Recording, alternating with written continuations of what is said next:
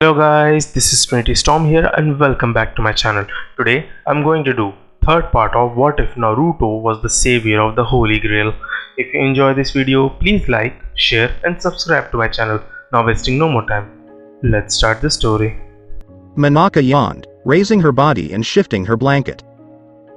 She let out a moan as she stretched her slim arm, revealing that she was wearing a blue light tank top before standing from her bed and revealing that she was only wearing white panties as the bottom part. I wonder what else is going to happen today that is interesting. She was thinking as she went to the restroom. Aside from the fact that she is still trying to figure out who Naruto is, she is excited to see what else happens today. As far as she knew, the Holy Grail only lasted a few days. All of the joy and interesting things she has encountered have outweighed the last 4 years she has lived. This is clearly an interesting event. Manaka takes off her clothes and panties before entering the bathroom with a towel.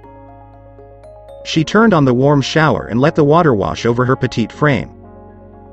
I can't seem to find anything about Naruto. He is the Emperor and the Conqueror. In his life, he has wielded such great power that he is capable of killing gods if he so desires. Manaka hummed as she washed herself with soap. Naruto is a complete mystery to her. She knew Naruto lived in Asia or Eastern, possibly in Japan as a leader of ninja and samurai, but Naruto Uzumaki has no history.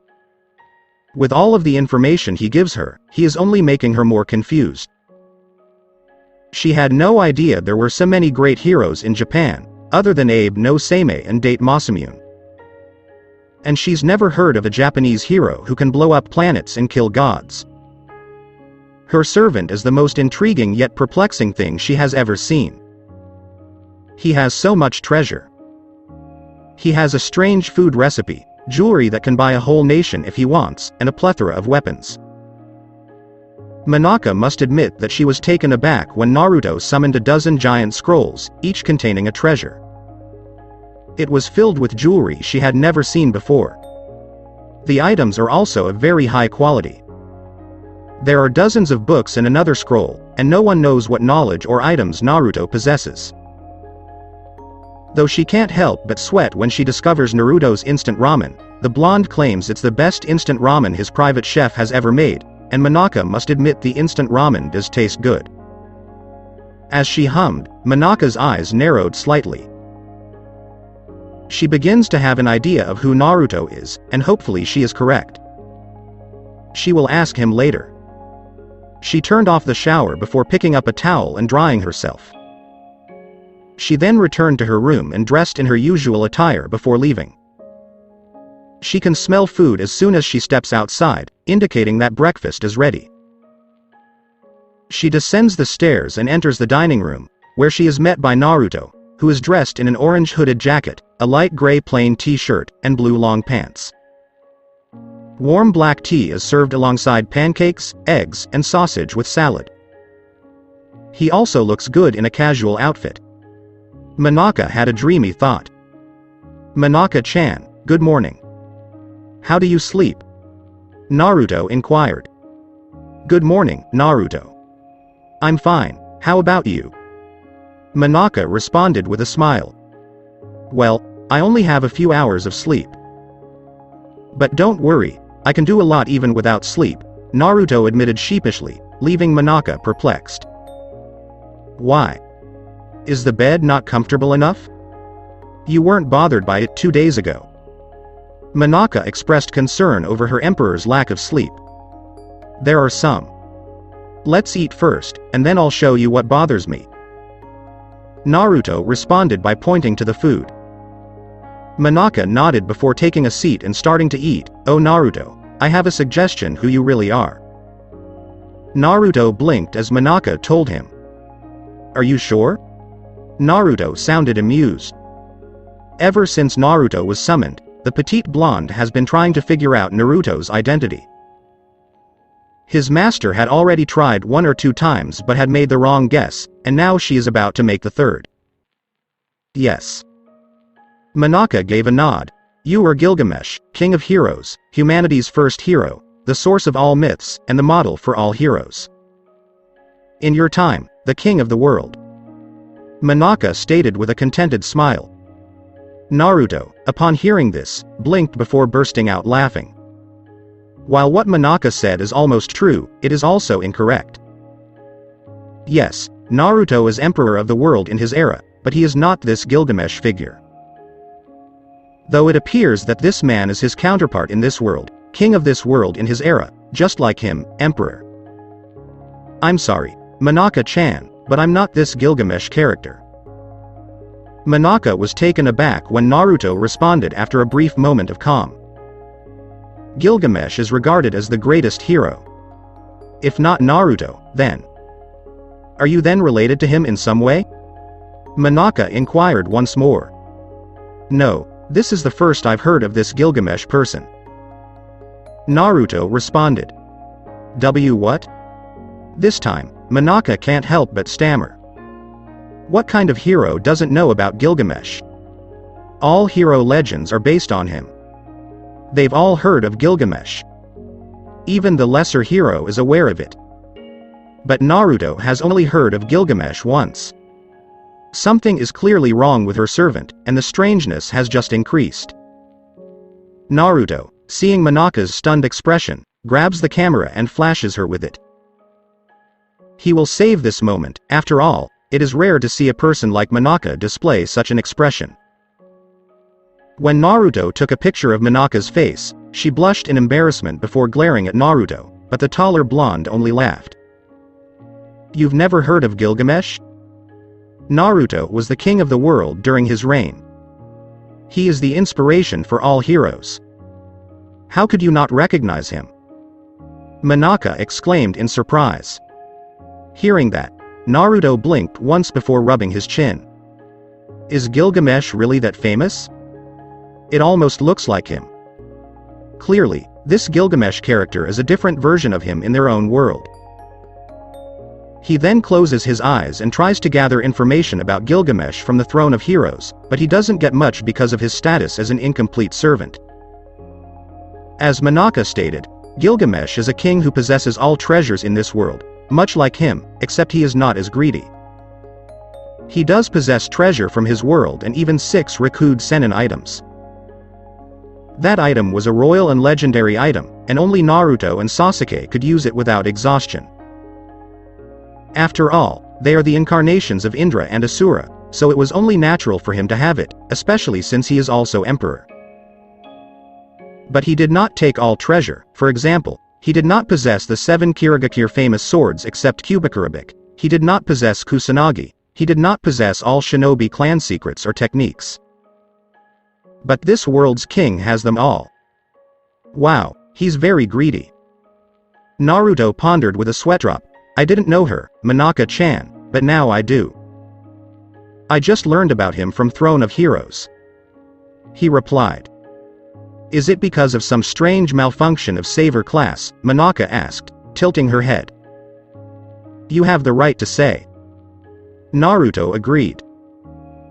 Yes, in order to avoid suspicion from Manaka, Naruto lies to her about a minor error, which causes his memory of heroes in this world to become hazy, despite the fact that he does not even know them that well due to the Throne of Heroes' inability to fully advance his existence.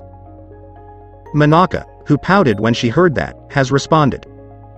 Naruto is now becoming more mysterious. The more she answers and learns about him, the more mysterious he becomes. In any case, Gilgamesh was the king of Uruk. What makes you think I'm the leader of ninja and samurai? Naruto inquired, his eyes narrowed. We all know that legends can be made up. Who knew Gilgamesh was Japanese? And after hearing your statement yesterday, only Gilgamesh could be that powerful. Manaka replied before sighing, you really big mystery Naruto. She explained. Naruto simply laughed. In my day, I was called a variety of things. The number 1 unpredictable ninja is one of them. He stated proudly. That suits you perfectly. Manaka commented with a smile. Maelstrom, you are exactly like your name. You are truly unpredictable, which is what makes you so intriguing. In a dreamy tone, she said. Manaka blinked as Naruto appeared in front of her and hugged her while lifting her in the air. Eep. And Naruto? Manaka stammered, flushed at the unexpected contact. Not that she minds, but this comes as a surprise because she is usually the one who clings to him. Naruto then pulls away from her, revealing anime tears in his eyes. Thank you very much. Oh my god, you're one of the few people who got my name right. Everyone always refers to me as Fishcake. That makes me very happy. Manaka couldn't help but sweat drop when Naruto exclaimed happily.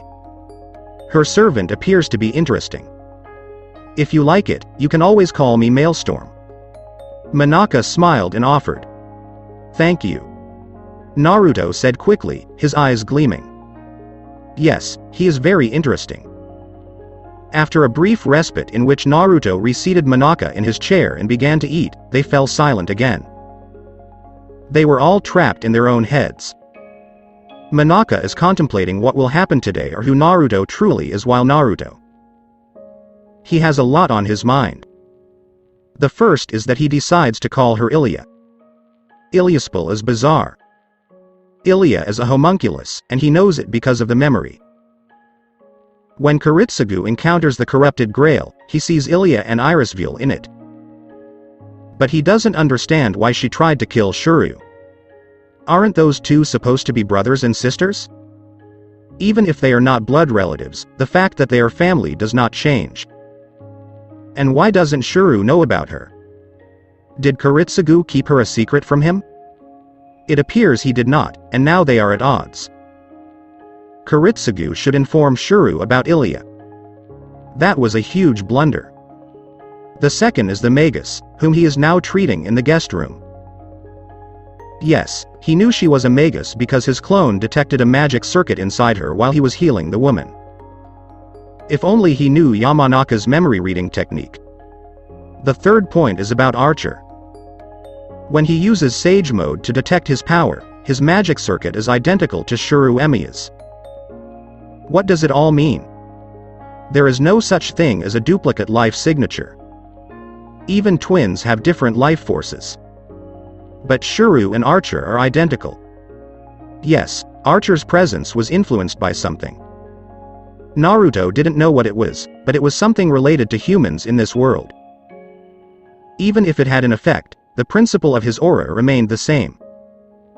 It remains unchanged. And the Holy Grail has the ability to summon something beyond time and space in this world, which is how Justice was able to reach him, which can only mean one thing. Shuru Emiya is Archer. In the future. There is no error. Though he differs from the rest of Naruto's servants in some ways, he is still Emiya Shuru. Now, how did Rin Tasaka summon Shuru Emiya from the future? What catalyst is she using? The final option is to assassinate the current head of the Ainsburn family. When Naruto thought about it, he didn't laugh. He was serious. Even if he destroys the Holy Grail, another disaster is possible with someone like the current head of the Ainsburn family. They have knowledge of the Holy Grail and can remake it if he is not careful, which Naruto will not have. As for Ilya, my guess is that the current Ainsburn family head poisoned her mind so that Kiritsugu betrayed her and went to adopt Shuru, which explains why Ilya wants to kill him. If this continues, Ilya will follow in the footsteps of Sasuke. I didn't care if it was another family, but I came here to ensure that Kiritsugu's sacrifice was not in vain, and his legacy is now clearly in jeopardy. Naruto considered this as he chomped a piece of pancake into his mouth. He has a lot on his plate. Perhaps he will pay a visit to Ilya and persuade her to hand over her servant. Naruto makes certain that the Grail is destroyed once it arrives. But that can wait. He needs a plan now. Rin and Shuru have undoubtedly formed an alliance, and they will come to him sooner or later. And Castor, he didn't learn much about her except when fighting Assassin. Castor, according to the samurai, is a very manipulative person. That is, after witnessing his battle with Berserker, she will devise a strategy to defeat both of them. That was not a good sign. Having a heroic spirit that is manipulative is risky. He must not underestimate her. He must also act. Should he go after her first? He can destroy the entire temple if he throws a few Rasen Shuriken at her base, without a doubt, but it will draw too much attention. There's also Rider and Lancer. Lancer will undoubtedly demand his true identity, and they will fight when they meet. Rider, while he didn't think much of her, didn't know her master, but if she placed Boundary Field to Homahara Academy, it meant Rider Master was in school. Matu. I haven't checked in on them yet. I'll send a clone to their house right now and have a few of them track down Matu from Homahara Academy. Naruto nodded in thought. I want you to keep an eye on Homahara Academy, the one that named Shinji and Sakura Matu precisely. He says as he waves his hands. The 4 clones nodded before entering astral form and adding Titian Jutsu, transparent escape technique, to become more difficult to see, followed by presence concealment. A fantastic cover. Are you concerned about another Master Naruto? Manaka inquired. Not at all. People like Rin and Shuru will not harm innocent people because they are too fair in this war. Rider and Caster, on the other hand, both openly suck people's souls. That means their master, especially Caster, is quite troublesome. Naruto muttered. What else could she do after summoning Servant to fight for her? Casters, like assassins, are not fighters, but they are strategists and deadly for Master. I didn't worry about myself, but about you. Naruto exclaimed. But you're going to protect me, right? Manaka simply inquired. Naturally, I will. I'm always on your side, or 2 of my clones are hiding in your shadow. You will never be alone in this war. I will always be by your side. Naruto responded sternly, his face steely. Even in the restroom? Manaka teased slyly, but instead of blushing or something, Naruto made a serious thoughtful face. Well. Naruto strokes his chin, of course, if you want, I can. With a nod, he said. I'm not serious. Manaka shivered in response to Naruto's response. Though she didn't mind spending time in the bathroom with Naruto. The things I could do with him. Not to mention his ability to clone. Manaka shivered with delight as she imagined herself with Naruto, and a pink hue appeared on her cheeks. When Naruto noticed Manaka in a daze, he sweat-dropped. I don't want to know what she thinks. Naruto reasoned that just because he married Hinata didn't mean he was pickier about woman figures. He used to have a crush on Sakura, who has a flat chest and a fiery temper like Uzumaki, but seeing Manaka dressed in S&M outfits makes him shudder. In the meantime, at Homahara Academy. In his astral form, Archer sits above the school roof. As far as he knew, this world was exactly what he imagined. He was having a great day because the events of the 5th Holy Grail War were playing out almost exactly as he remembered them. Almost. He didn't lie to Rin when he said his memory was troubled because, as far as he knew, he was from the future and had come to prevent the tragedy that had befallen him by killing his younger self. Though his memories of his war are still hazy, everything still happened exactly as he remembered. Fighting Lancer, the spearman goes after his younger self. He recalls being wounded by Saber when she was summoned and attacked him. Then the Berserker appear. That was exactly what he expected, but what he didn't expect was their 8th master, as well as an extra class, Saber. He has no recollection of that servant. Not at all. And what about Manaka Sajiu? Who exactly is she? He had heard about her when he was in his world, but he didn't know much about her. How did she manage to become master? This is most emphatically not my timeline. Archer was irritated and enraged. He was hoping to return to his original timeline and kill Emma Yashuru from his world. How many times has he killed people? How many times was he forced to watch as his ideal was thrown back in his face?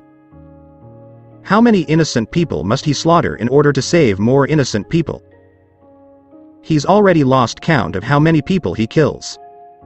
But it was certainly more than thousands. I despise you so much, you damn genie. I truly do. Archer's thoughts were filled with rage. This is the world. It may be different from his, but if the Emayashuru in here is also foolish, it is better to cut him down before he follows in his footsteps. He doesn't do it out of rage. He admits that he despises his past self and wishes to kill him for trapping him in this situation, but he also does so to prevent Emayashuru in this timeline from suffering the same fate as him. You could say it's like shooting two birds with one arrow. He can feel that most of his wounds have healed and that he will be able to fight normally if there is a fight tonight. Perhaps not powerful enough to summon his reality marble, but powerful enough to trace a few traces. A weapon of rank. Suddenly, he felt a chill crawl up his spine. His eyes widened in surprise, recognizing this aura. This ominous aura. He recognized the person. The aura appeared and then vanished in an instant. What the hell happened? Archer mumbled in surprise. That aura was quite close. It happened at this school. Archer. Did you feel it? Rin's voice rang out in his head. Archer detects fear and terror in Rin's voice, and he can't blame her. That aura will make even experienced warriors tremble, and it will even make Servant fearful. A normal magus who is inexperienced in battle, such as Rin, will be terrified of it. I can feel it, Rin. As far as I can tell, there is no movement inside this academy. That comes from within. Whatever it is, Rin, you better be careful, Archer replied grimly. Please contact me if you meet with the source. Yes. Archer took a step back and narrowed his eyes. That aura is undeniably Angra Mainyu's. And only one thought crossed his mind. Who is the owner of that aura? Matu Sakura. What in the world is wrong with this war? While gritting his teeth, Archer reflected. Meanwhile, Sakura Matu was in the toilet earlier. Sakura Matu was having a bad day. When she arrived at her senpai house this morning to prepare food, she was greeted by the sight of a blonde woman named Saber. Sakura is absolutely certain that woman is servant based on her name. And it astounded her to learn that her senpai is involved in the Holy Grail War. The bloody war in which people are killed. She is actually concerned about her senpai. She has no idea what will happen if her senpai dies. Shuru is her guiding light. Someone she can always turn to and rely on. It was surprising that he was a magus, and even more surprising that he was now master. She can't bring herself to think about that dreadful thing. He was in grave danger because senpai was not a magus like the other competitors.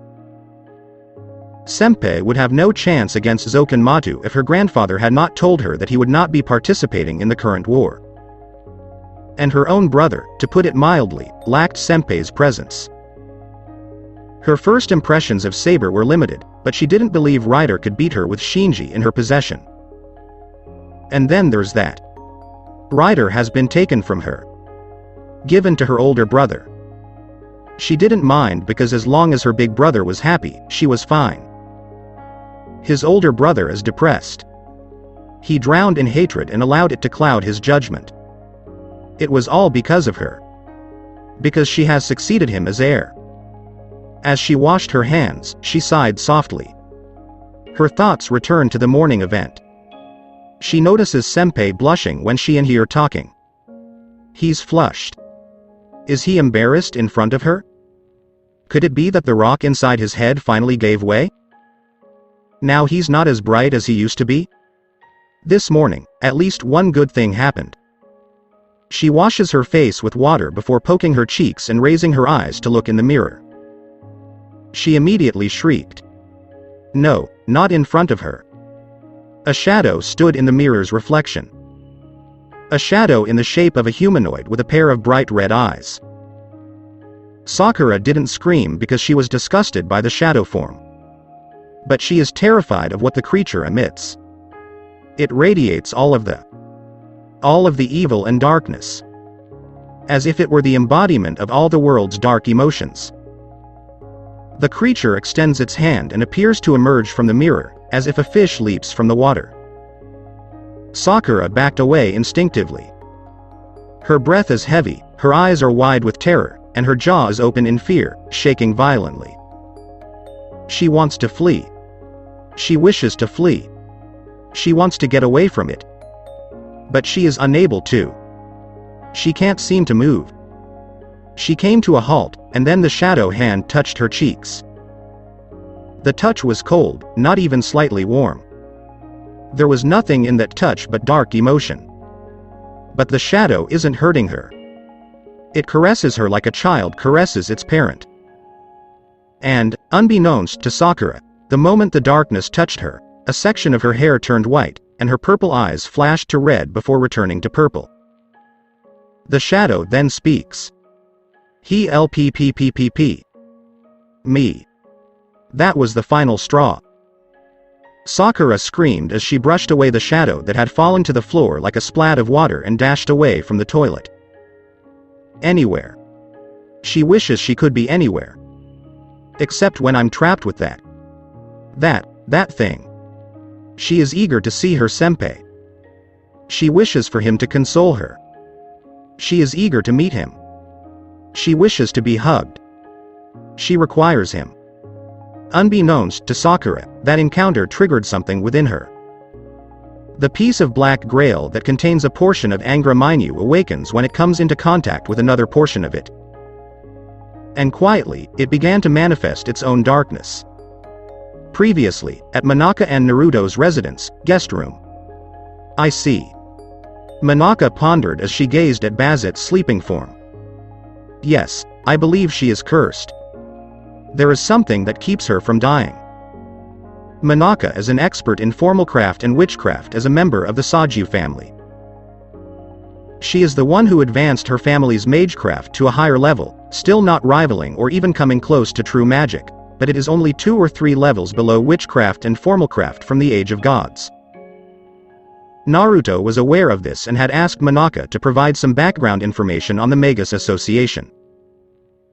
He uses Kage Bunshin to learn about them and is surprised to learn that his master is the most knowledgeable in the Saju family. That's why he asked her to look into Bazit. Right now, both of them are staring at Bazit, who is laying in a bed in the middle of the room, wearing only her undergarments. Manaka notices Naruto has performed some strange runecraft on her. She is now laying on the ground, surrounded by a few kunai and 2 concentric circles made of strange symbols. The entire rune is focused on Bazit's middle stomach, and a faint dark flaming aura circles her stomach.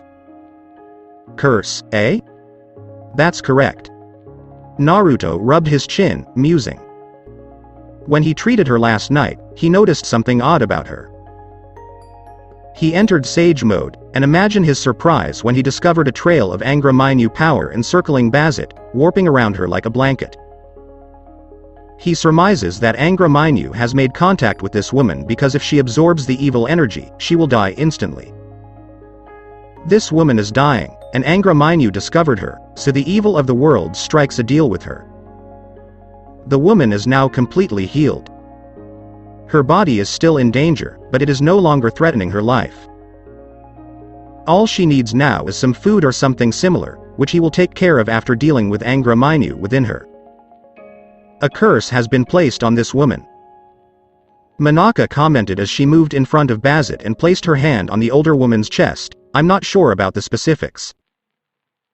This curse is something I've never seen before, and I'm a witchcraft expert who studies curses. You said she should be dying when you found her, right? She asked Naruto. Yes, from the odor of her body and all of her wounds.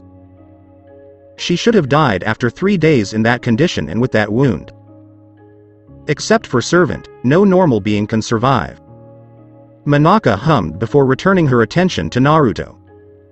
This calamity. I can tell it has an effect on her brain and mind. There's a chance that when she wakes up, she'll have temporary amnesia as a result of the impact. It also contains something living and manifesting within her, using her body as a living space. Manaka elaborated on her observation. Naruto's eyes narrowed as he heard this. Could it be that Angra Mainyu devised an emergency plan so that if it was destroyed, it could be reborn? That is, this case is similar to Curse Mark, but it is more powerful. He had studied the basics of the Orochimaru Curse Mark, and with the help of Karen and Jugo, who stayed by Sasuke's side after the war, he was able to find a way to purge it. However, Angra Mainyu's influence is comparable to that of Ribi the Zero-Tailed Leech. Its power is more potent, dangerous, and dense than Orochimaru's. Simple FJA Hin, evil sealing method, is ineffective. It will be similar to another Sasuke case. Then it will become more advanced. Or, what if I murder her? Naruto inquired. There is a chance that the curse will be released and take physical form. Or the curse prevents it and makes her unkillable, but the more you kill her, the more likely it will be a being that lives inside her when she wakes up. Manaka responded. Well, shit, I can't just kill her like that anymore. Well, I think separating it from her body is the best choice, thought Naruto, deadpan.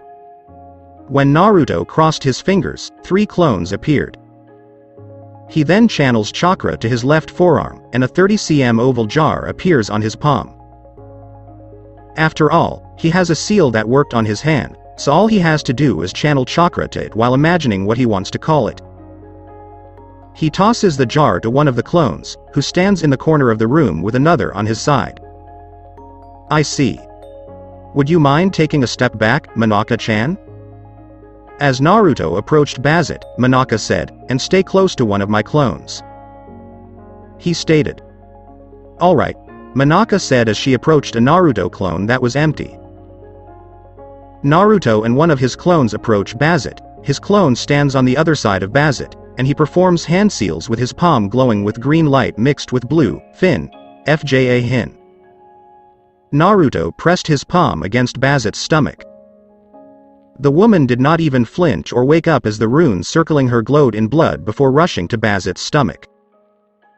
Then he seals his hands again with Kaya Hin. Evil releasing method. Naruto placed his palm on Bazit's stomach before pulling something from it.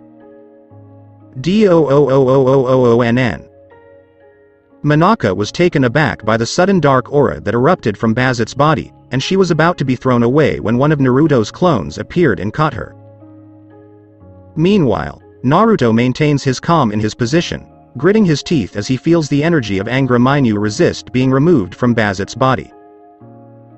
He can predict that the energy sense will be separated from Bazit's original body, causing it to react violently. Then a slew of images flashed through his mind. HATEPISEFILTHANGERVENGERSCFILTHANGEROTPOISONMALICESSEROR. All of Naruto's painful memories from his life flashed back to him. Naruto, who was struck by that image, flinched for a split second before his eyes narrowed. He has previous similar experience. He's seen things like this before. This is nothing new to him. He smiled inwardly. If you think this thing will affect him, think again. It's not even close. Naruto is unconcerned. HMPH. That was the last thing you were going to do if you thought it would affect me. Until next time, Angra Mainyu. Naruto's eyes turned toad-like, indicating that he was entering Sage mode. Aura. Naruto roared, drawing a pure black mist aura from Bazit's stomach. Its take was pure black, and its eyes were pure red without pupils, glowing in crimson menace aura. Ooh, OHHHHHHH. The dark mist let out an inhumane howl, which echoed throughout the room. Its voice ranged from young children to the elderly, and it was filled with nothing but pain, hatred, cold, and everything that posed a threat. It reminds me of Naruto and Kurama trying to pull each other apart. Chakra. Manaka shivered as soon as she heard the howl. That voice is extraordinary. She can sense the darkness emanating from that voice. She unconsciously takes a step back, and for the first time in her life, she feels fear, which she had not felt in a long time. However, a pair of arms suddenly engulfs her from behind in a protective manner. Silence Heim. Behind her, Naruto clone gives her a comforting hug, chakra engulfing his entire body as he ensures it protects his master from the malice aura. Don't be afraid, I'm here. You'll be fine. You'll be fine, he said calmly. Monaka, upon hearing this, gradually becomes calm. She can feel Naruto's aura engulf her entire body and provide a warm sensation that repels the inhumane aura that struck her body just now. Naruto. Warm. And bright. Monaka thought happily. Naruto and his clone immediately grab the dark shadow, both already in sage mode, and the original turns to one of the clones holding the jar and says, "Open it." He screamed. Yosh. The clone opens the jar, and Naruto jumps into it, shoving the black shadow inside. The clone immediately closes it, and Naruto performs another hand seal. Fin. Hake no Fin Shiki. Means seal. 8 trigrams sealing style. Bang. Naruto placed his palm on top of the jar, which was violently shaking due to Angra Mainyu's struggle inside. The struggle slowed when his palm came into contact with the top jar.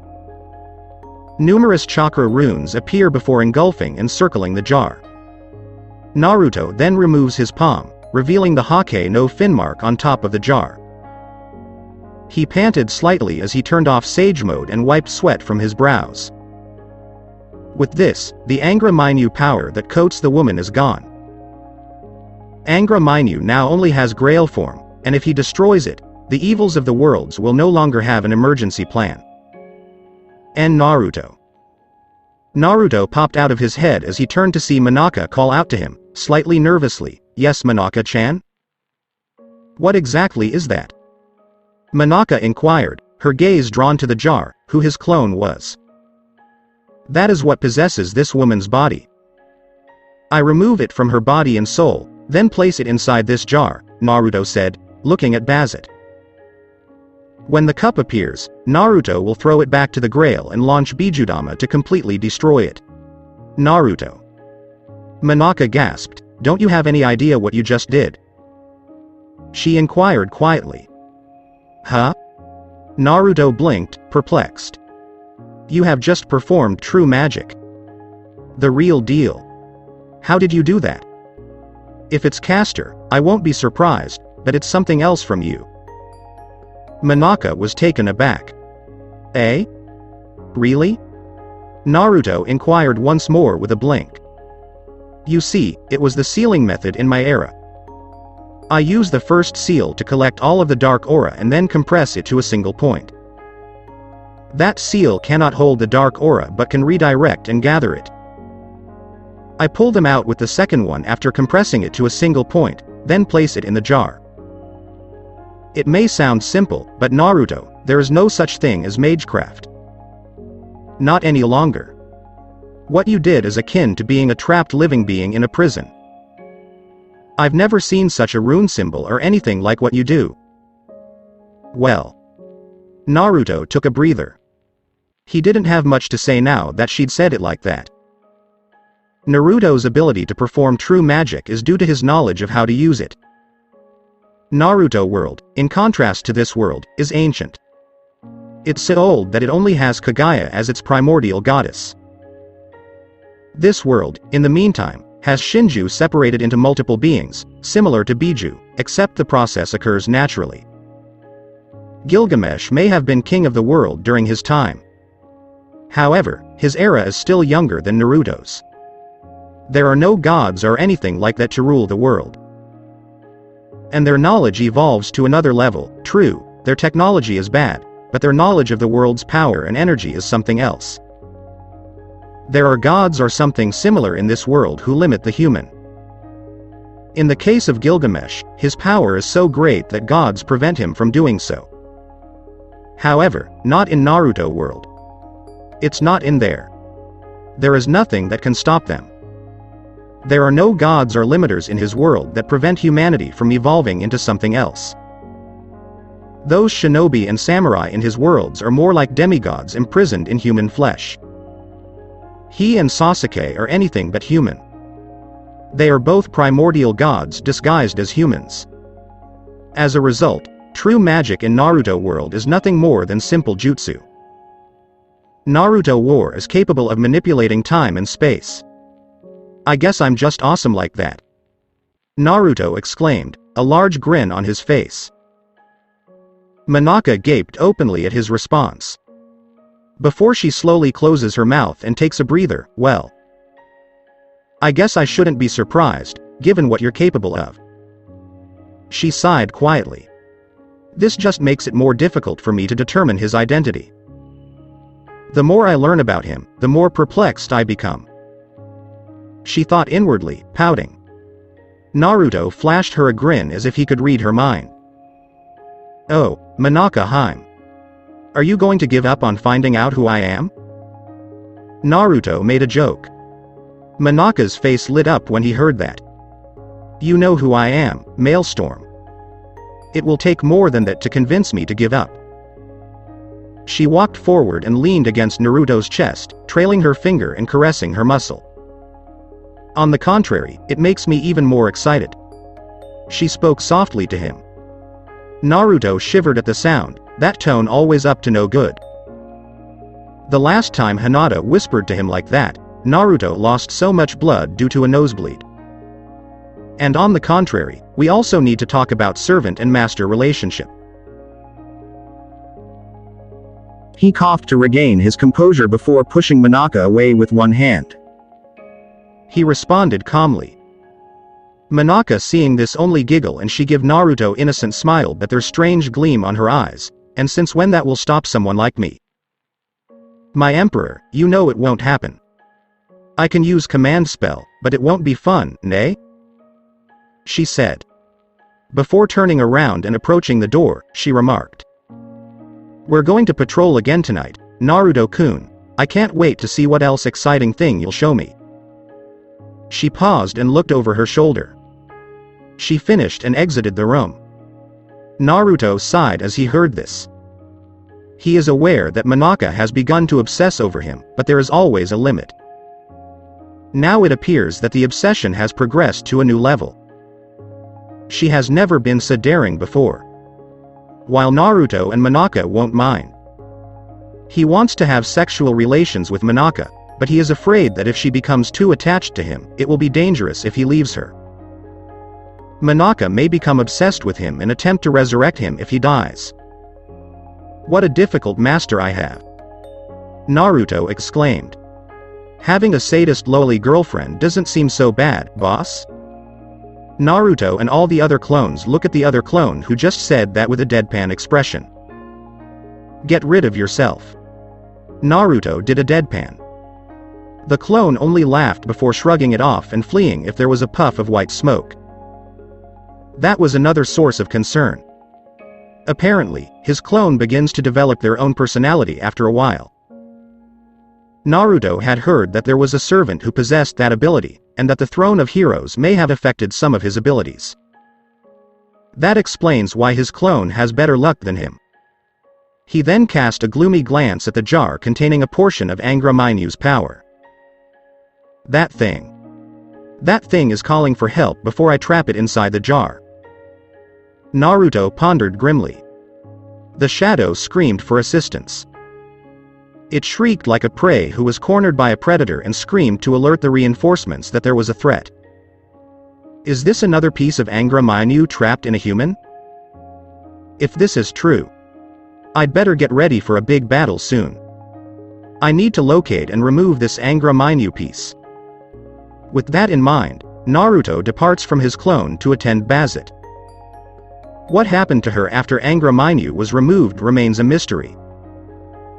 He has no idea what the aftereffect of his deed to the woman will be, but whatever it is, it will be better than what Angra Mainyu had planned for her. He still has a lot to think about.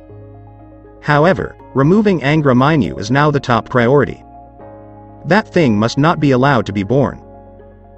Unnoticed by Naruto, his right arm began to glow slightly and a symbol appeared on his palm before it faded.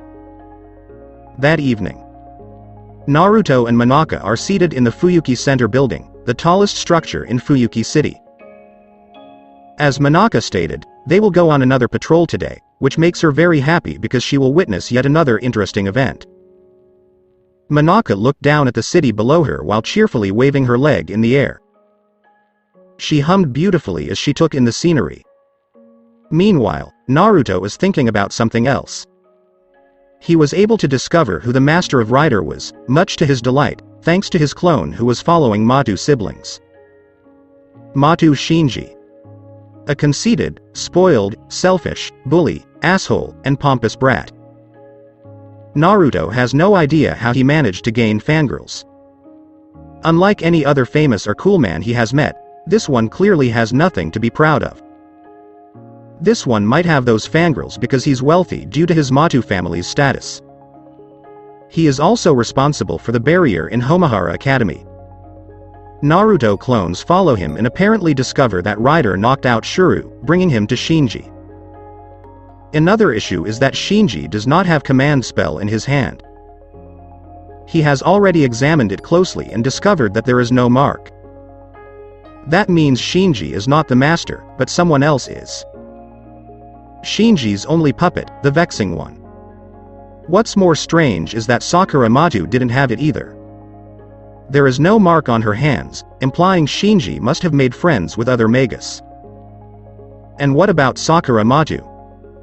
Naruto recognizes her as a woman with long Heim-style lavender hair and white pearl eyes.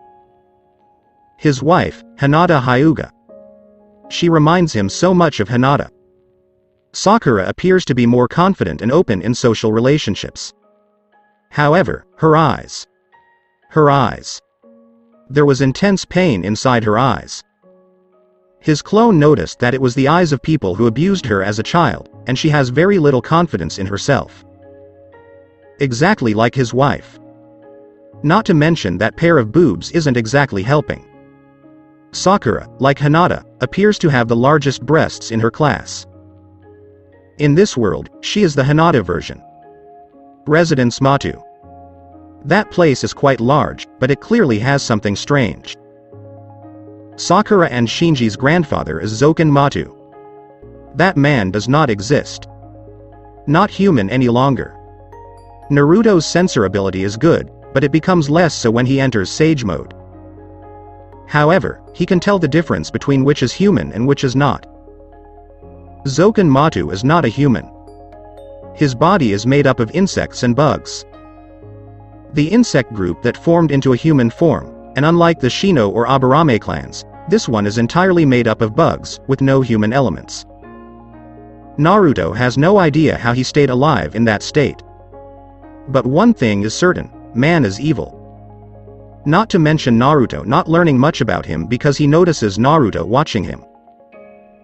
Naruto was certain he had hidden himself well, which meant Zoken Matu was watching him instinctively. That also means Zoken Matu is getting old. In his prime, he is very old and an expert warrior. This Matu clan. Something isn't quite right. And just Matu. I still haven't checked Ainsburn. Naruto muttered an internal groan. If only Shikamaru was here. This war will be much easier. Hey. I managed to spell the name correctly. Ainsburn. Ha. Take it. Before he grinned, he thought with a blink. Anything amusing, Naruto? Monaka inquired, noticing Naruto's thoughtful expression before he grinned. Oh? Monaka-chan, nothing. Just keep something in mind. Naruto responded with a chuckle. If you insist. Monaka shrugged and looked down at the city, saying, I'm starting to boring. Amuse me, Naruto. She insisted. How am I going to accomplish that, Monaka-chan? Naruto's deadpan. Well. I can think of a few things. You could do. Denied. Monaka sputtered as Naruto cut her. But you're not even listening. Through your eyes, I can read your mind. Something about being bathed in blood and making out in the middle. Hearing that, Monaka blushed slightly. And not at all. I hadn't considered it that far. But you bring it up now.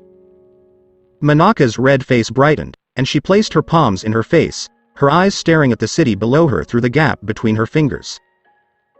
She held her breath for a moment before letting out a squeal that made Naruto sweat drop. My master is a real pain. When he sensed a presence near him, he sighed before blinking. And the aura is unmistakably familiar. We've got company, Monaka-chan. As he turned around, he stated. Era? Monaka emerged from her reverie to follow Naruto's gaze. Who is it? Wait a second and you'll see. He'll be there in 1 minute. Naruto paused and closed his eyes as he pushed back his triangular hat to reveal his blonde hair. Okay. Monaka responded cheerfully, her angelic smile beaming. In public, she usually acts mature and like a princess. She only acts like this when she is with Naruto because only Naruto can see her true self through her mask. And Naruto appears unconcerned about it. Well, if he bothered, he should have shown it to her. And 1 minute later, exactly as Naruto predicted, a figure leapt from the other side of the building before landing on the ground. He has blue hair and wears tight blue spandex armor while wielding a long red spear. Lancer was the one. Hey, Saver. Lancer smiled and waved his hand, approaching him as if he were an old friend. And to you, Lancer. Naruto responded with a smile, finally found out my true class, eh? You're right, blonde. Lancer laughed before glaring at him, saying, you give me one headache, asshole. As a result, I nearly had my head slashed by the real assassin. He yelled at him. Ma.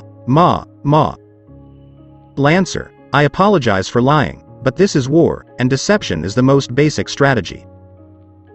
Though this is more like a battle royal than war, Naruto remarked cheerfully. He mused, and he was correct. For Naruto, the Holy Grail War is a farce, nothing resembling real war and nowhere near as bloody as the war in his world. Suna and Otto's invasion is bloodier than the first until the Third War. According to Naruto's information, only the fourth is the largest. Smartass. Lancer grumbled, unable to deny Naruto's wise words. What happened to our one-on-one fight? With a glare, he inquired. To be honest, I never intended to have you killed for that.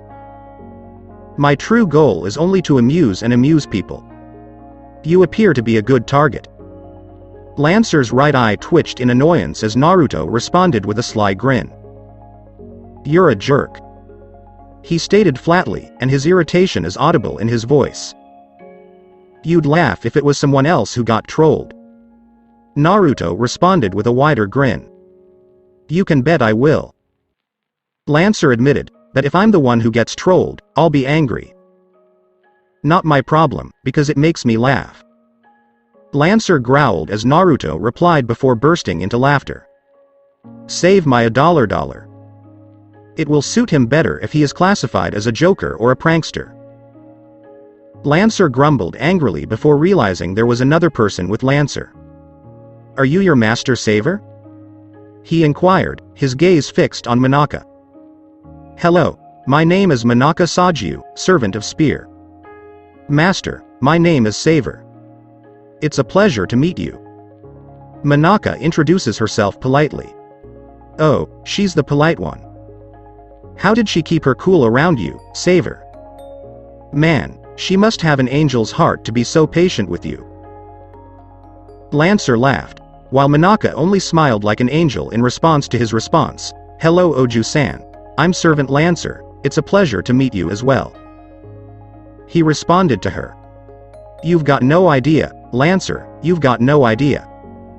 Yeah, laugh it up, Naruto thought to himself. Anyway, why are you here, and how do you sense me? He asked dryly. He inquired.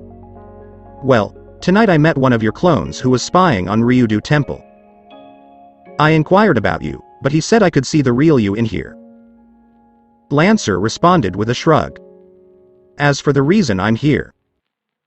My master wants to put you to the test in battle, so I gave him permission to go all out against you," he stated with a big grin, and Naruto blinked before returning the grin. "Ah, yes, yes. So this is where we finish our duel?" Naruto accepted the answer with a nod. "Well." Lancer paused, a sheepish expression on his face, and said, "As much as I wish so, but it appears my master will pull me back if I die, unless you can finish me before he can use command spell, then yes," he said mockingly.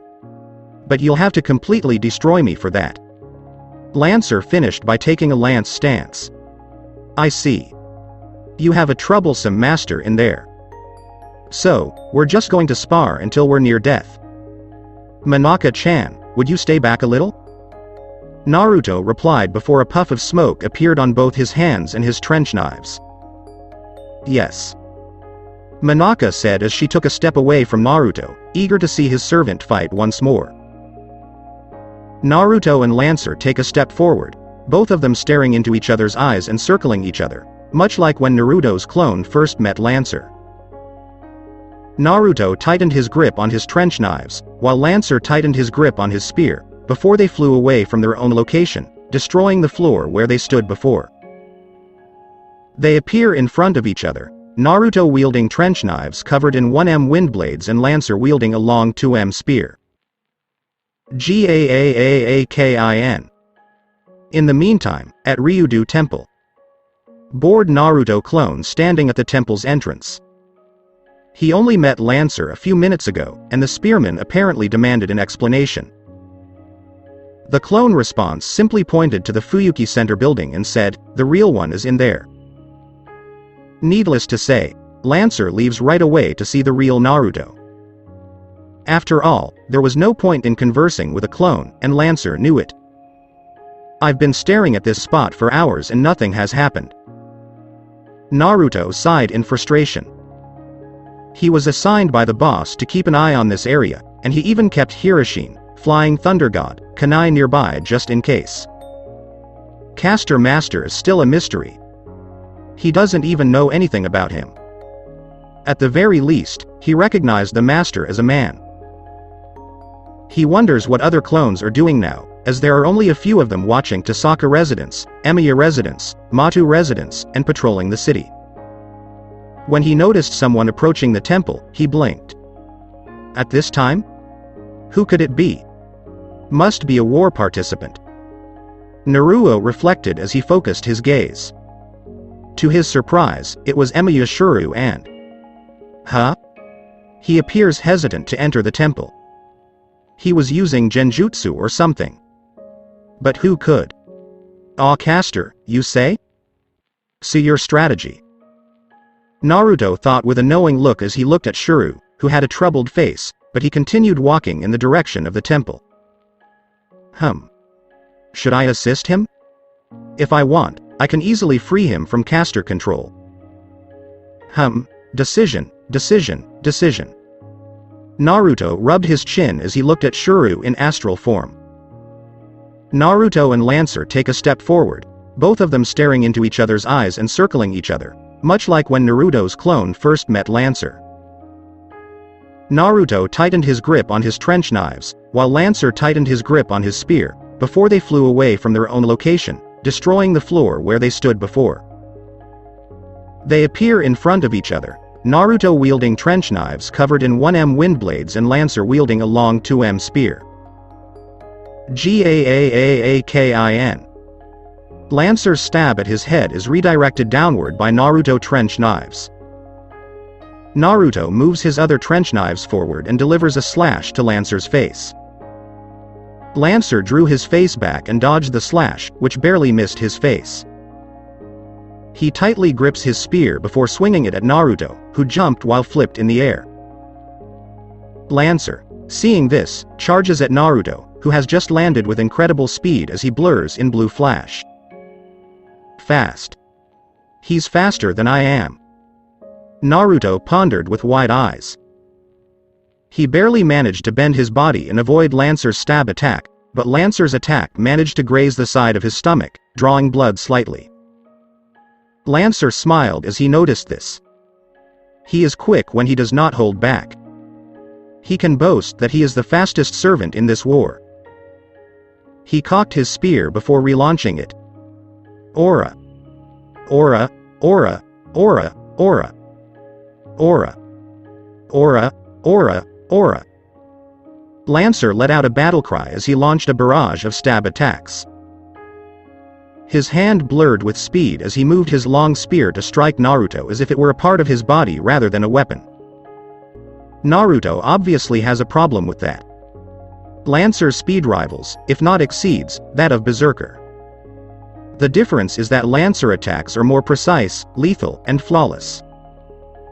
Lancer was clearly an expert at wielding his weapon. As one would expect from the Child of Light. Swoosh.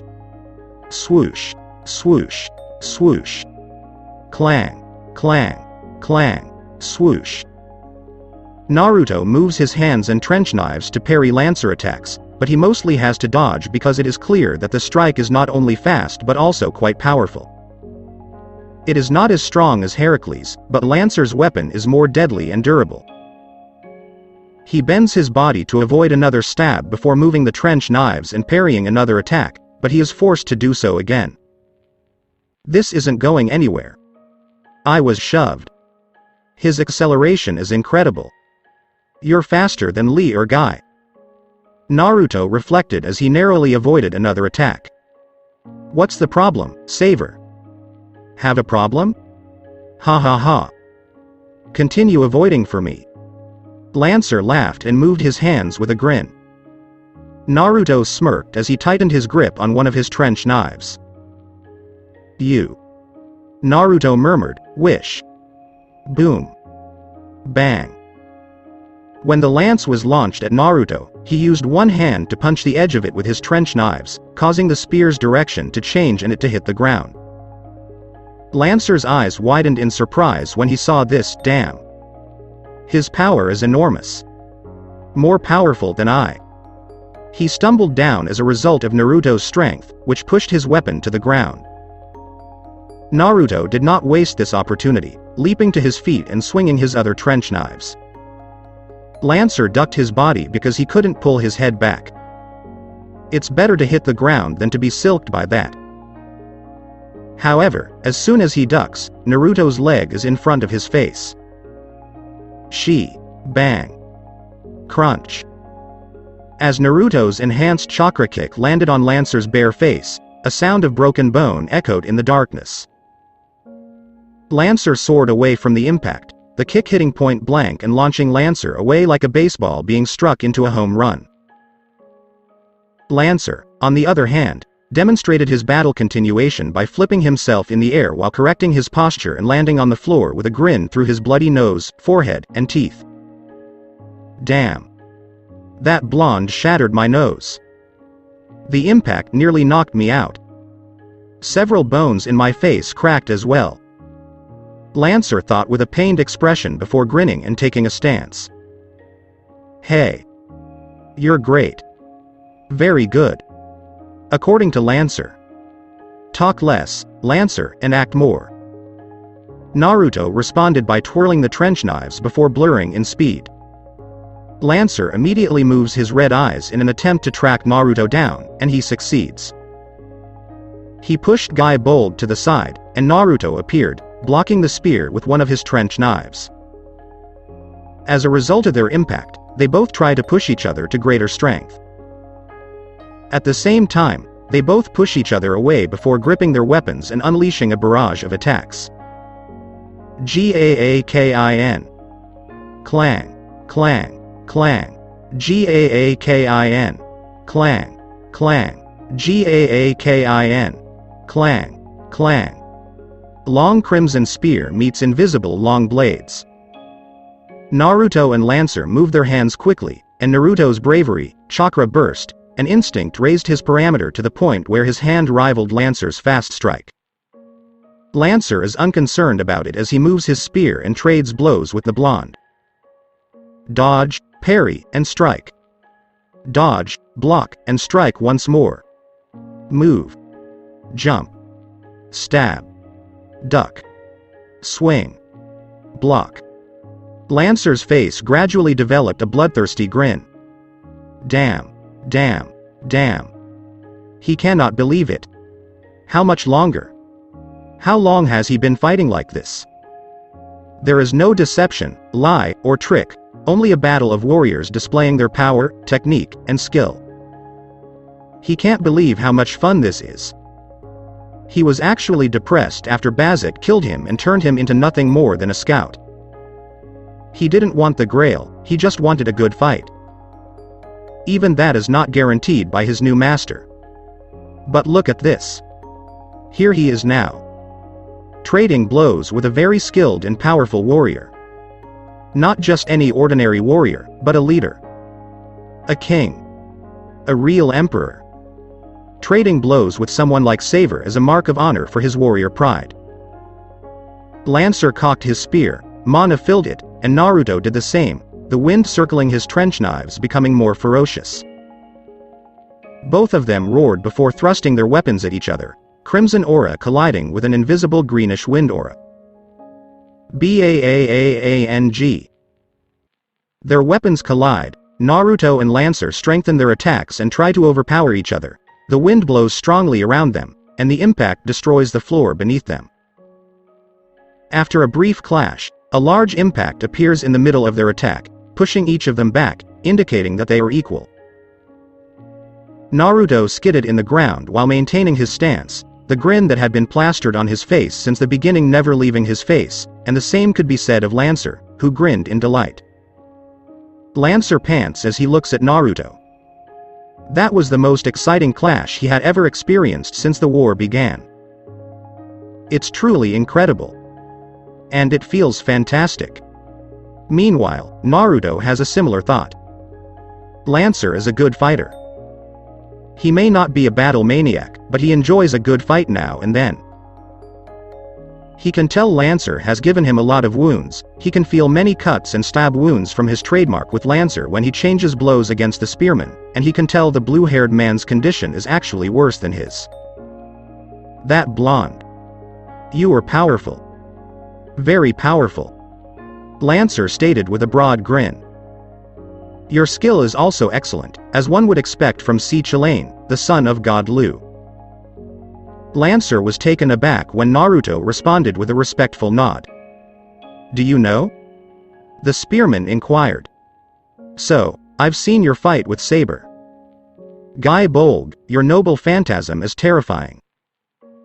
A spear that stabs the heart, that is dangerous. Chuckled Naruto. You already see it.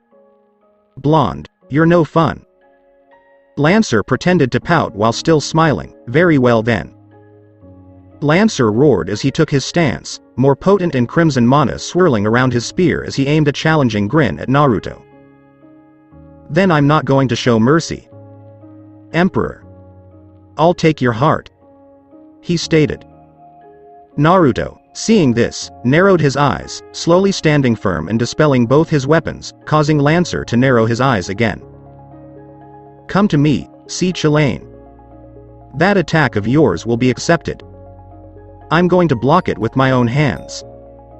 Naruto responded with a stern look. Lancer simply grinned even wider in response. Very well, Your Majesty. He says, tightening his grip on his lance.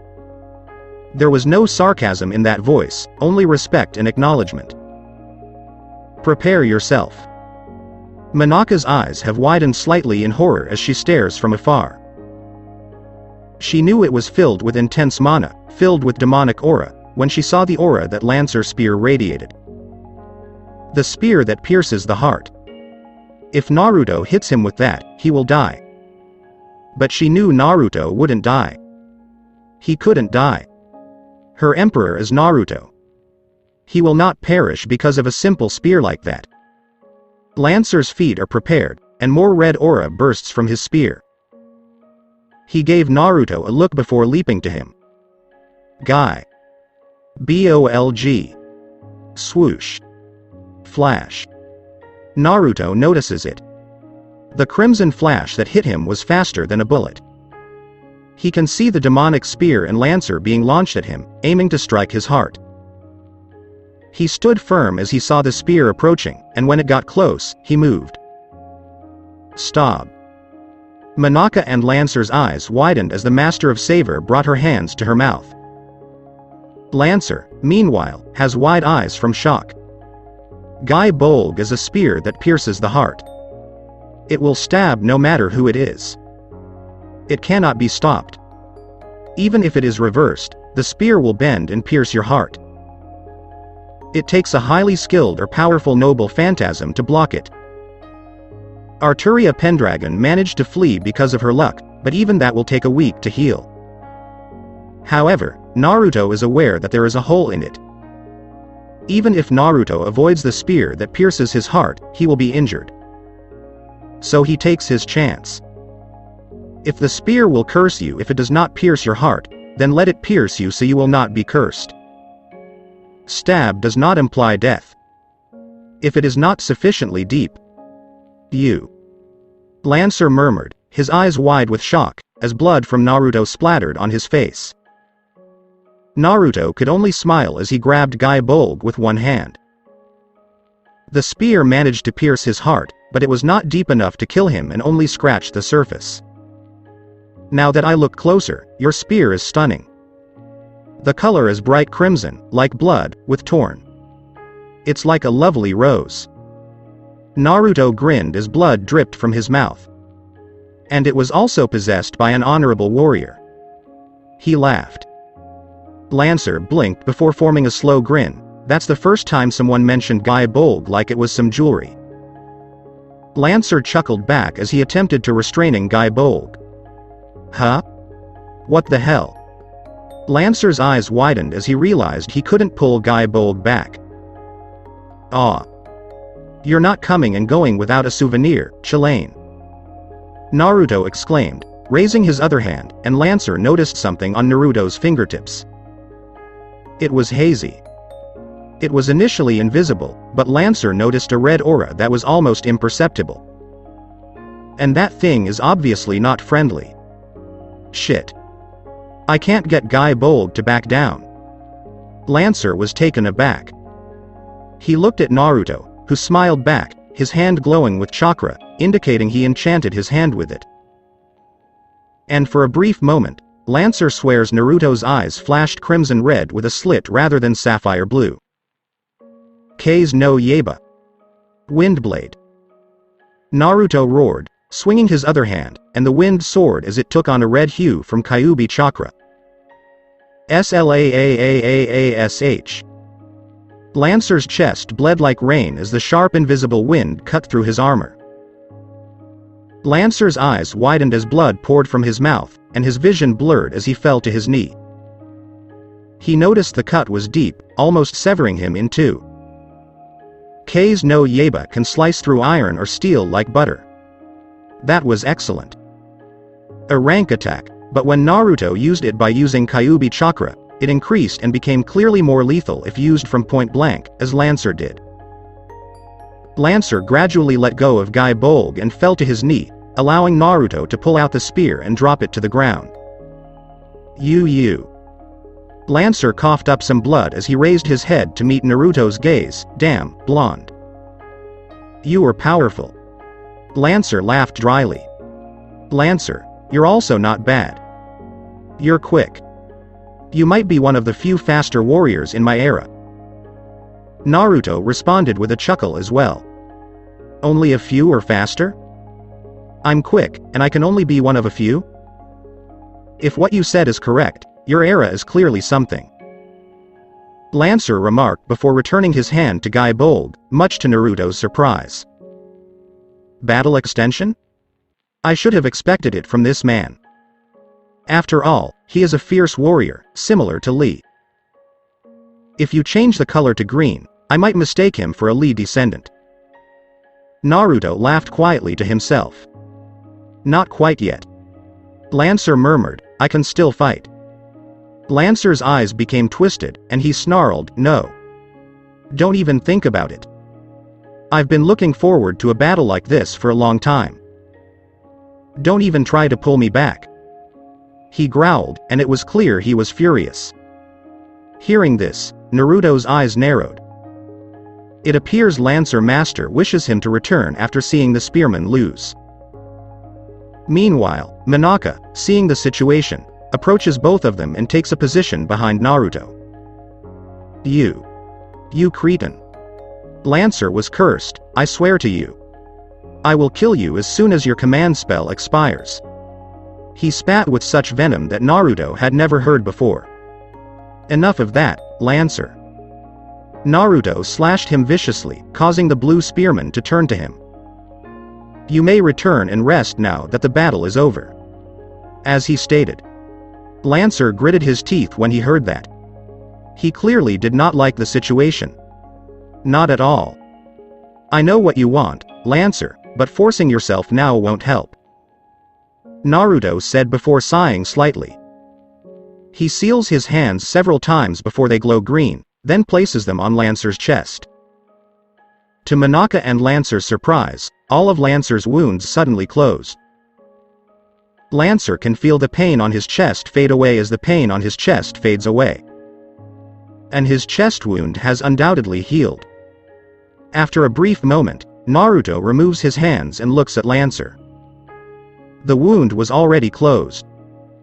You won't be completely healed, but you won't die from blood loss because your internal injuries are too severe.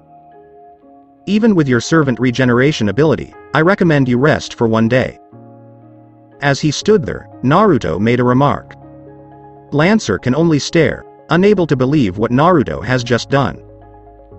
He gave Naruto a brief glance before asking, "You have the ability to kill me with your last attack. It'll be over if you stab my heart or slice my head. But you slashed my chest. Why?"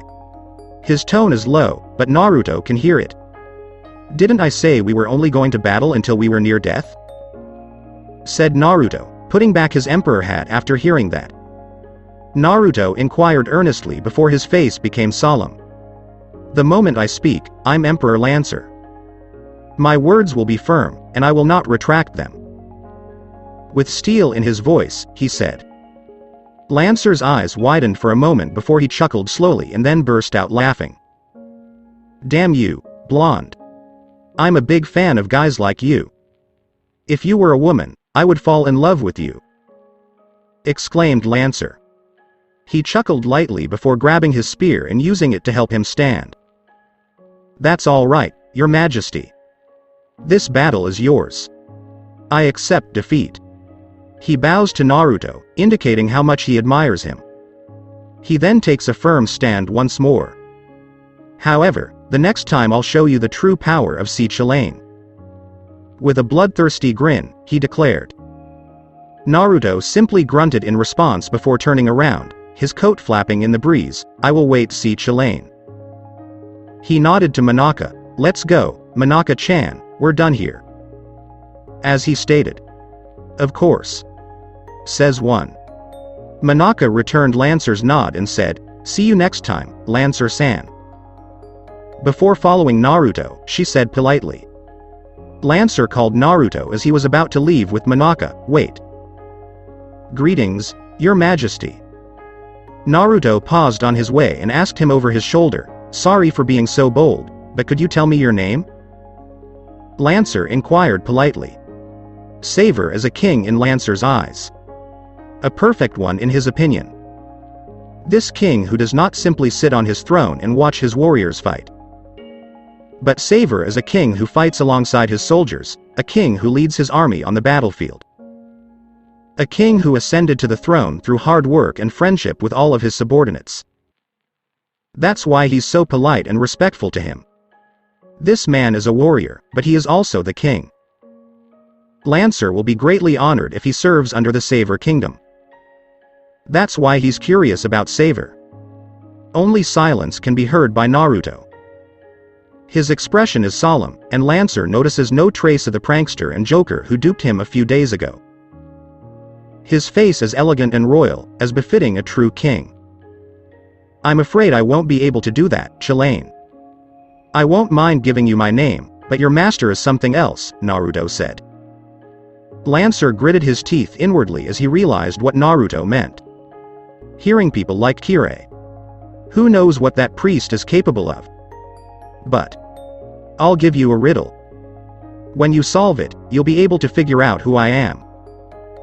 I'm Hiro, who is hidden in Leaf Village, Naruto said, widening Lancer's eyes. He informed him. Who is the hero hiding in Leaf Village? Lancer repeated in a perplexed tone. Instead of responding, Naruto turned around and placed his hand on Monaka's shoulder. And then, in an orange flash, they were both gone, as if they had never existed. Lancer blinked as he realized he couldn't feel Naruto or Monaka anymore. They are also no longer in close proximity to him, implying that he uses time, space manipulation. What kind of emperor can pull that off? Lancer pondered with wide eyes. After Naruto left, he fell silent for a moment. His thoughts were processing what Naruto had said about his identity. Lancer, did you discover Saver's identity? Lancer felt the urge to snarl as Kirei's voice boomed in his head. Not at all, Master. I didn't. Lancer responded to Master's words with scorn. A pity. You'll let me know if you find out, right?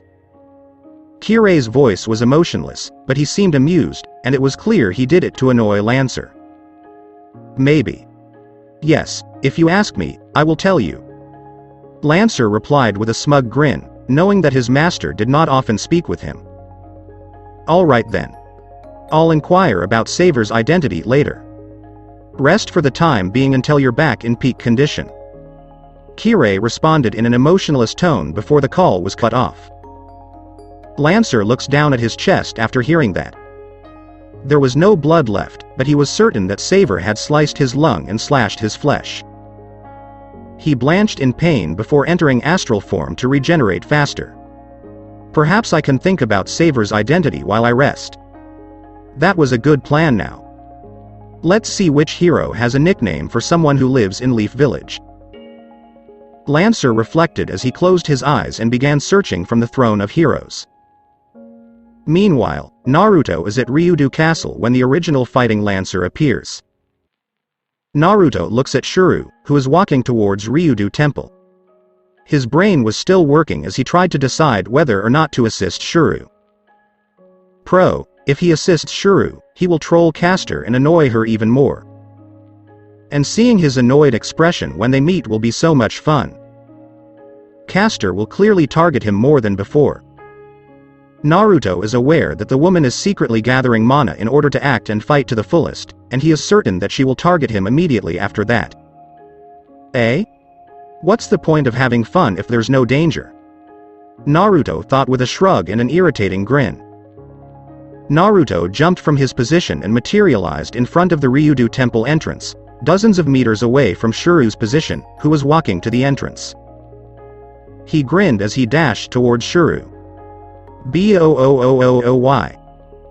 He yelled before kicking the ground and leaping in front of him, a big grin on his face that reminded you of certain thick-browed Junin. Shuru's eyes widen even more as he sees Saver run to him. He tries to speak or yell, but he is unable to do so due to the caster spell. Dyyyynnaaammiiicc. Naruto strikes a pose in the air before extending one of his legs and exclaiming,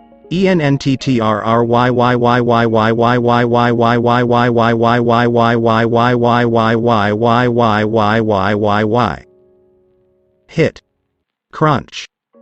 As Naruto kicked Shuru in the face, a sound of broken bone and flesh echoed in the night. Shuru flew away from his position due to the kick and soared far away from Naruto. Boing, boing, boing, boing. Boom. He bounced to the ground like a pinball a few times before collapsing to one lamp, his eyes swirling comically, dirt and bruises covering him. Oh, and he has an extra comical bump on top of his head. Naruto, seeing this, grinned with delight. He approaches Shuru and notices that he is now attempting to stand, and as soon as he does, Naruto strikes a nice guy pose complete with a grin. Nice. With a flash of his teeth, he said. Nice work, my ass. Shuru yelled angrily, "You broke my nose, damn it." That kick was painful. Shuru is fully aware of this. His nose is clearly broken and bleeding profusely. "Ah. Will you shove it? You were supposed to thank me. I just saved you from the caster spell." Naruto responded by dismissively waving his hand. And Naruto swears he can hear caster scream bloody murder at him, which makes Enko Mitarashi blush. Shuru opened his mouth to yell once more, but blinked when he realized he was free of whoever had cast a spell on him. He can now speak and move freely. "You can do it in a gentler manner," Shuru mumbled, holding his nose. "Oh, no. Baby, cry. Dare to be different. You're a man," Naruto replied before approaching Shuru, his hand glowing with a green aura. "Stay calm and allow me to heal you." He put his hand on Shuru's face and crunch. Aggghhh. It wasn't even painful. "What are you yelling about?" Shuru blinked after hearing Naruto say that. True, he didn't feel any pain. There was noise, but no pain. Sorry, it was a reflex," Shuru admitted sheepishly. Naruto only rolled his eyes before removing his hand, observing Shuru's face for a brief moment before nodding, "They're as good as new." He said it with a smug tone. "Thank you, Saver," Shuru responded solemnly, and Naruto blinked. "You're thanking me as an enemy servant?" "Yes, it is correct. But you're the first person to not try to kill me in our direct confrontation." Shuru smiled sheepishly. Naruto blinked again before chuckling when he heard that. "I see. Well, if you're curious, boy, I don't have a Grail wish and I'm Servant Saver. Killing Servant is on my list, but Master is something else, unless you're an arrogant jerk. If not, you save." Shuru was taken aback when he heard that. Not only did Saver assist him instead of attacking him like all servants, but he also did not wish to obtain the Grail, which clearly surprised him. "Is that correct? Could we be friends, Saver?" Shuru offered, and Saver appears to be a good guy. This is the first time he has encountered a servant who is unwilling to kill Master, so he is high on his list. Naruto laughed at Shuru's suggestion, saying, "This kid is too good. Too sweet.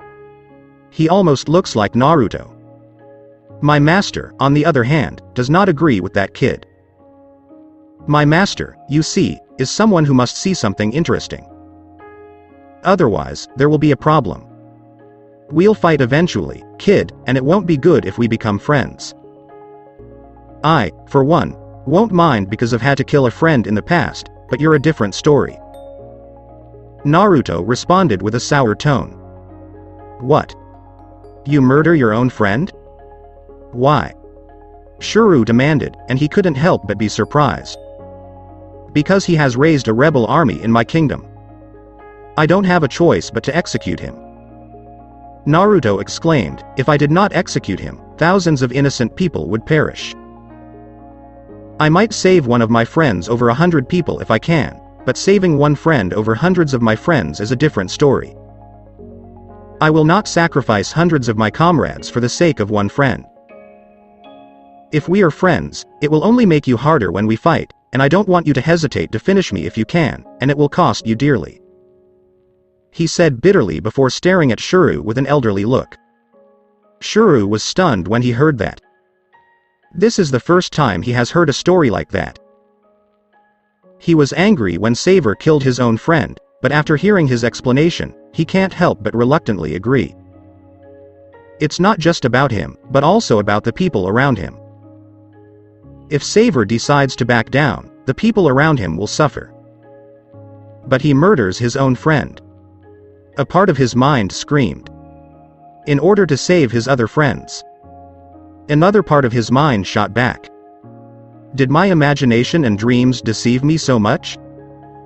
Have I become so engrossed in my ideal that I have forgotten to consider this?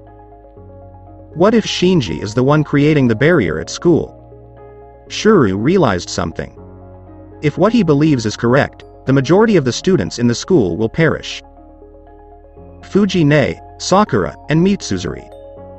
Also, everyone. They'll be sucked dry by the barrier. No. Shuru will not allow it. He can't let them perish. On his watch, no way. If it was Shinji's fault, then. After that. Shuru wishes Shinji hadn't done it. How are you dealing with it when you know you're going to kill your friend? Shuru mumbled to Saber. Naruto, who was only hearing silence. Shuru had to be thinking about Shinji, he reasoned. This child is too simple, too pure, and too sad. It's not good, believe me. It will also leave a scar. Naruto remarked angrily, but keep in mind. Remember what would happen if I didn't stop him? More of my friends will perish simply because I will not kill one of them. He sighed after saying this sternly. Remember, Shuru-kun, that in order to save one life, another must be sacrificed. You can't save everyone, and not even gods can. It was a basic rule in the universe, just like waiting 3 minutes to make instant ramen. Nobody has the power to change that. So, what makes you think you can? He inquired in a steely tone, his blue eyes piercing Shuru's gold eyes. What's the link between instant ramen and saving lives? Shuru shivered, but he couldn't deny what Saber said was true. As Kirei stated, there must be a villain in order for a hero to be born, and in order to save one life, another must be sacrificed. To save everyone, the hero must kill the villain. However, before he could say anything, Saber jumped away from him just in time to avoid numerous swords raining down on his position. Shuru. Shuru turns around to see Saber dashed, her armor and invisible sword ready. Saber. Shuru exclaimed with delight. Saber immediately approached her master, raising her blade and glaring at Saber. Saber. You will pay for what you did to Shuru. Saber yelled. She dashed to Saber, prana burst to her leg, and her sword raised. Wait. Saber. Shuru called out in an attempt to stop Saber, but the King of Britain ignored him. Naruto clicked his tongue, enchanting chakra to his leg before leaping back and performing a few hand seals with a quick Efton, Shinkoku. Wind release. Vacuum sphere. Naruto spits out numerous bullets of sharp wind as he moves away from Saber. Saber's eyes widen slightly as she witnesses this, but she remains dazed. It makes no difference because she still has magic resistance. Such a thing will not bother her. However, an image of her body pierced by numerous attacks and creating holes on various parts of her body flashed through her mind. She immediately stopped dashing before raising her swords and blocking the numerous bullets, but one attack grazed her skin and drew blood from it, causing her eyes to widen in shock. That is not magic. It was something different. With wide eyes, Saber thought, if those bullets pierce me, I'm done for. Saber clenched her teeth and raised her blade. Naruto only caught a glimpse of her grin beneath his hat before his instinct screamed. He ducks under Archer's slash before pulling kunai and enchanting it with chakra, then blocks Archer Bikuya's slash. Archer. Isn't it a lovely evening? He said hello. Archer's response was to simply push Naruto away before delivering a multitude of slashes with one sword, which Naruto blocked, but Archer focused his strength even more and swung his sword at Naruto again. The blonde blocked it, but Archer's strength was superior to the clone's, and he easily pushed away Naruto, who had been blown away much like when he first met Lancer. Naruto bounced to the ground first due to impact, but he flipped and balanced himself. Yes, it's a lovely evening. Archer smirked cynically. It would be nice if you didn't blow me away. Naruto responded in the same tone. Saber also takes a step forward and takes a stance with her sword, glaring at Saber while adjusting her posture. Prepared to charge at him. Wait. Shuru runs up to Archer and Saber, his face filled with worry and concern. You can't go after him. He exclaimed, much to Saber and Archer's surprise. "Kid, have you had a head injury or something?" Archer inquired, his brow furrowed. "Shuru. He just used a spell to hypnotize you and lure you here. You can't just abandon him like that." Saber growled at Shuru, saying, "I know Shuru is kind, but this is another thing. It isn't him. Castor it was." Shuru argued that Saber and Archer should be surprised. "She cast a spell on me rather than Saber, and Saber is the one who freed me from that spell. If it weren't for him, I'd be hypnotized and already in the temple." When Saber heard that, he paused. "Is that true?" she asked sternly of Saber. "Why are you questioning me?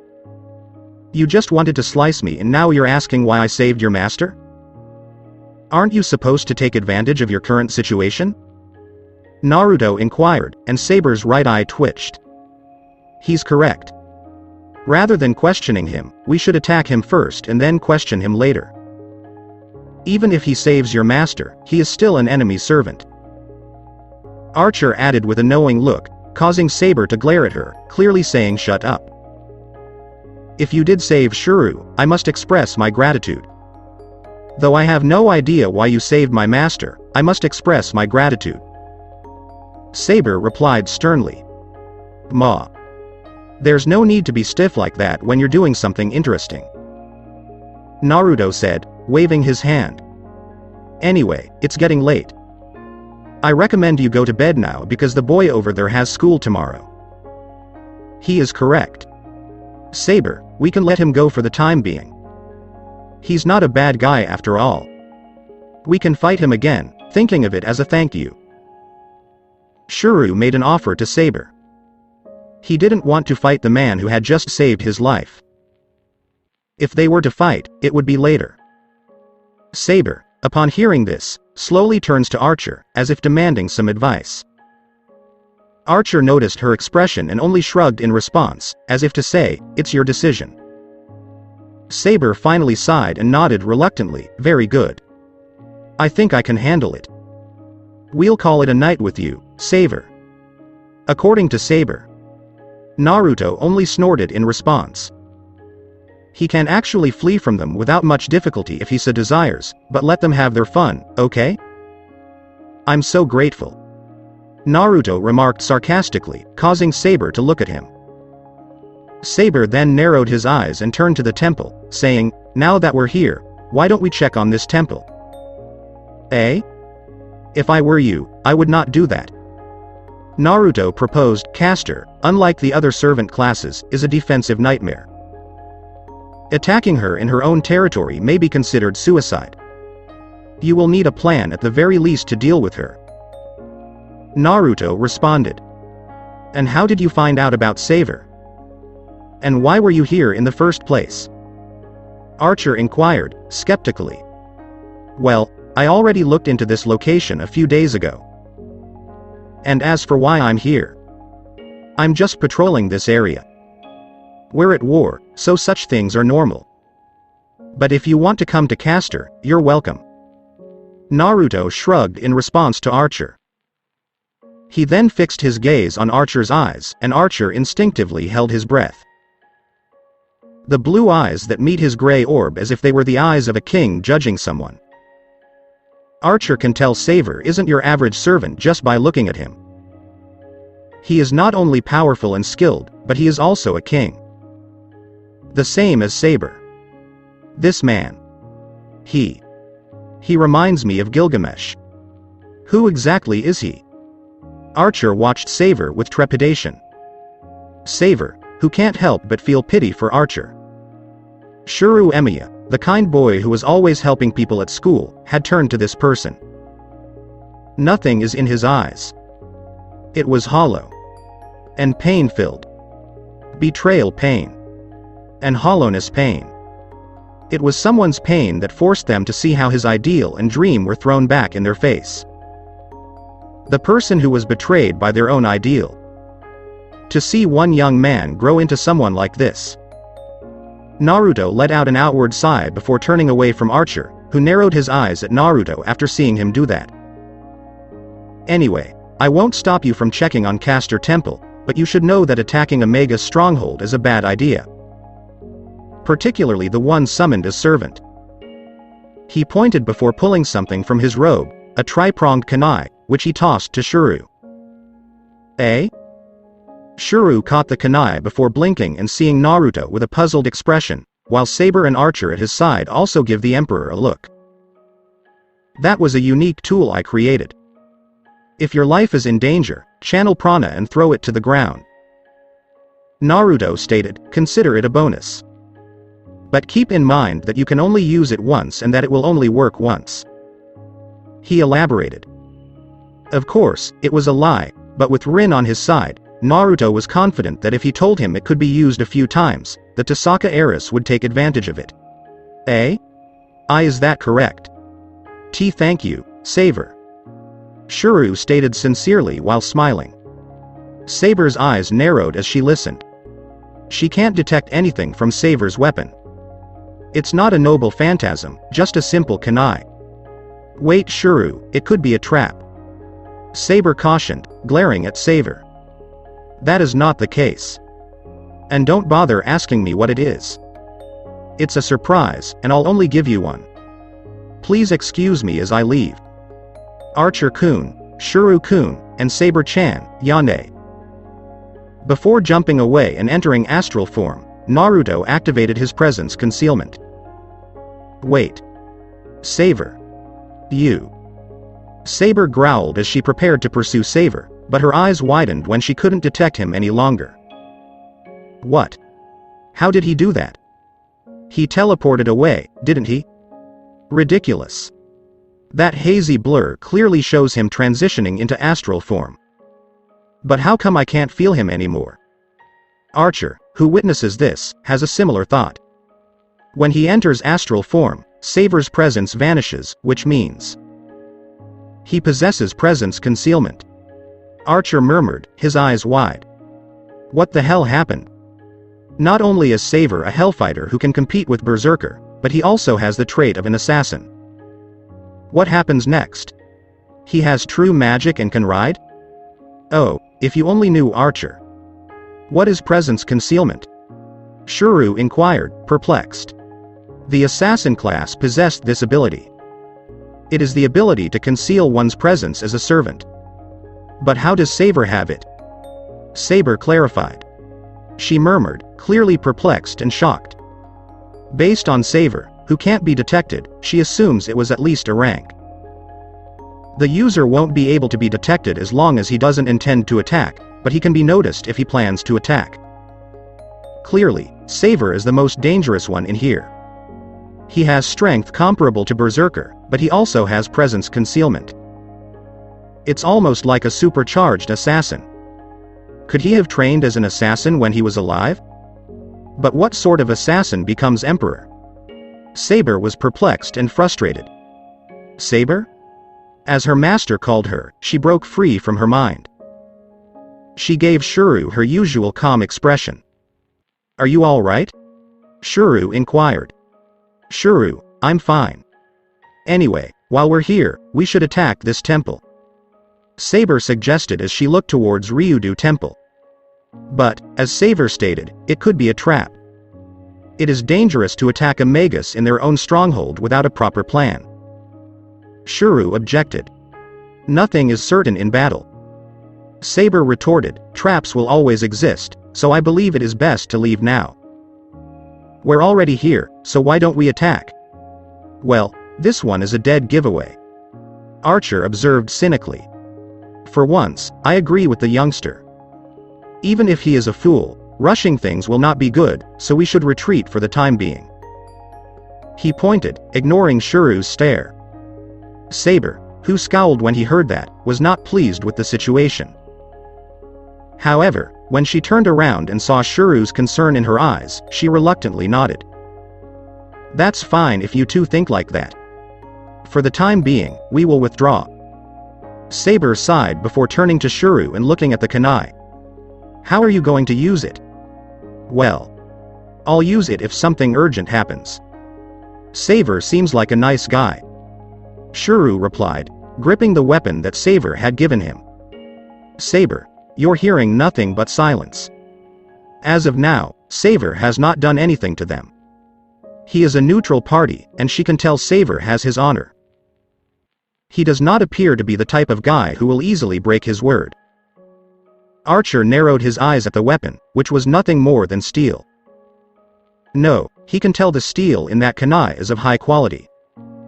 It's even tougher than gold. Aside from that, he can't detect anything. And just like that, they exchange glances before deciding to return home. If I recall correctly, Castor should have rule breaker. Perhaps I can make a deal with her. But, Archer thought, his eyes narrowed. He shuddered as he felt the Angra Mainyu aura crawl up his spine. That feeling before. Could that be why I was summoned here? Oh, no. On the one hand, I want to kill this boy for his stupidity, but on the other, it was clear that the shadow could not be ignored. Archer grinded his teeth under his calm face as he pondered what he should do. Together with Kirei Kotomine. Kirei frowned as he watched the battle between Lancer and Saber through his servant eyes. This servant Saber is powerful. Very powerful. This one appears to be stronger than Arturia Pendragon aka Saber, in his opinion.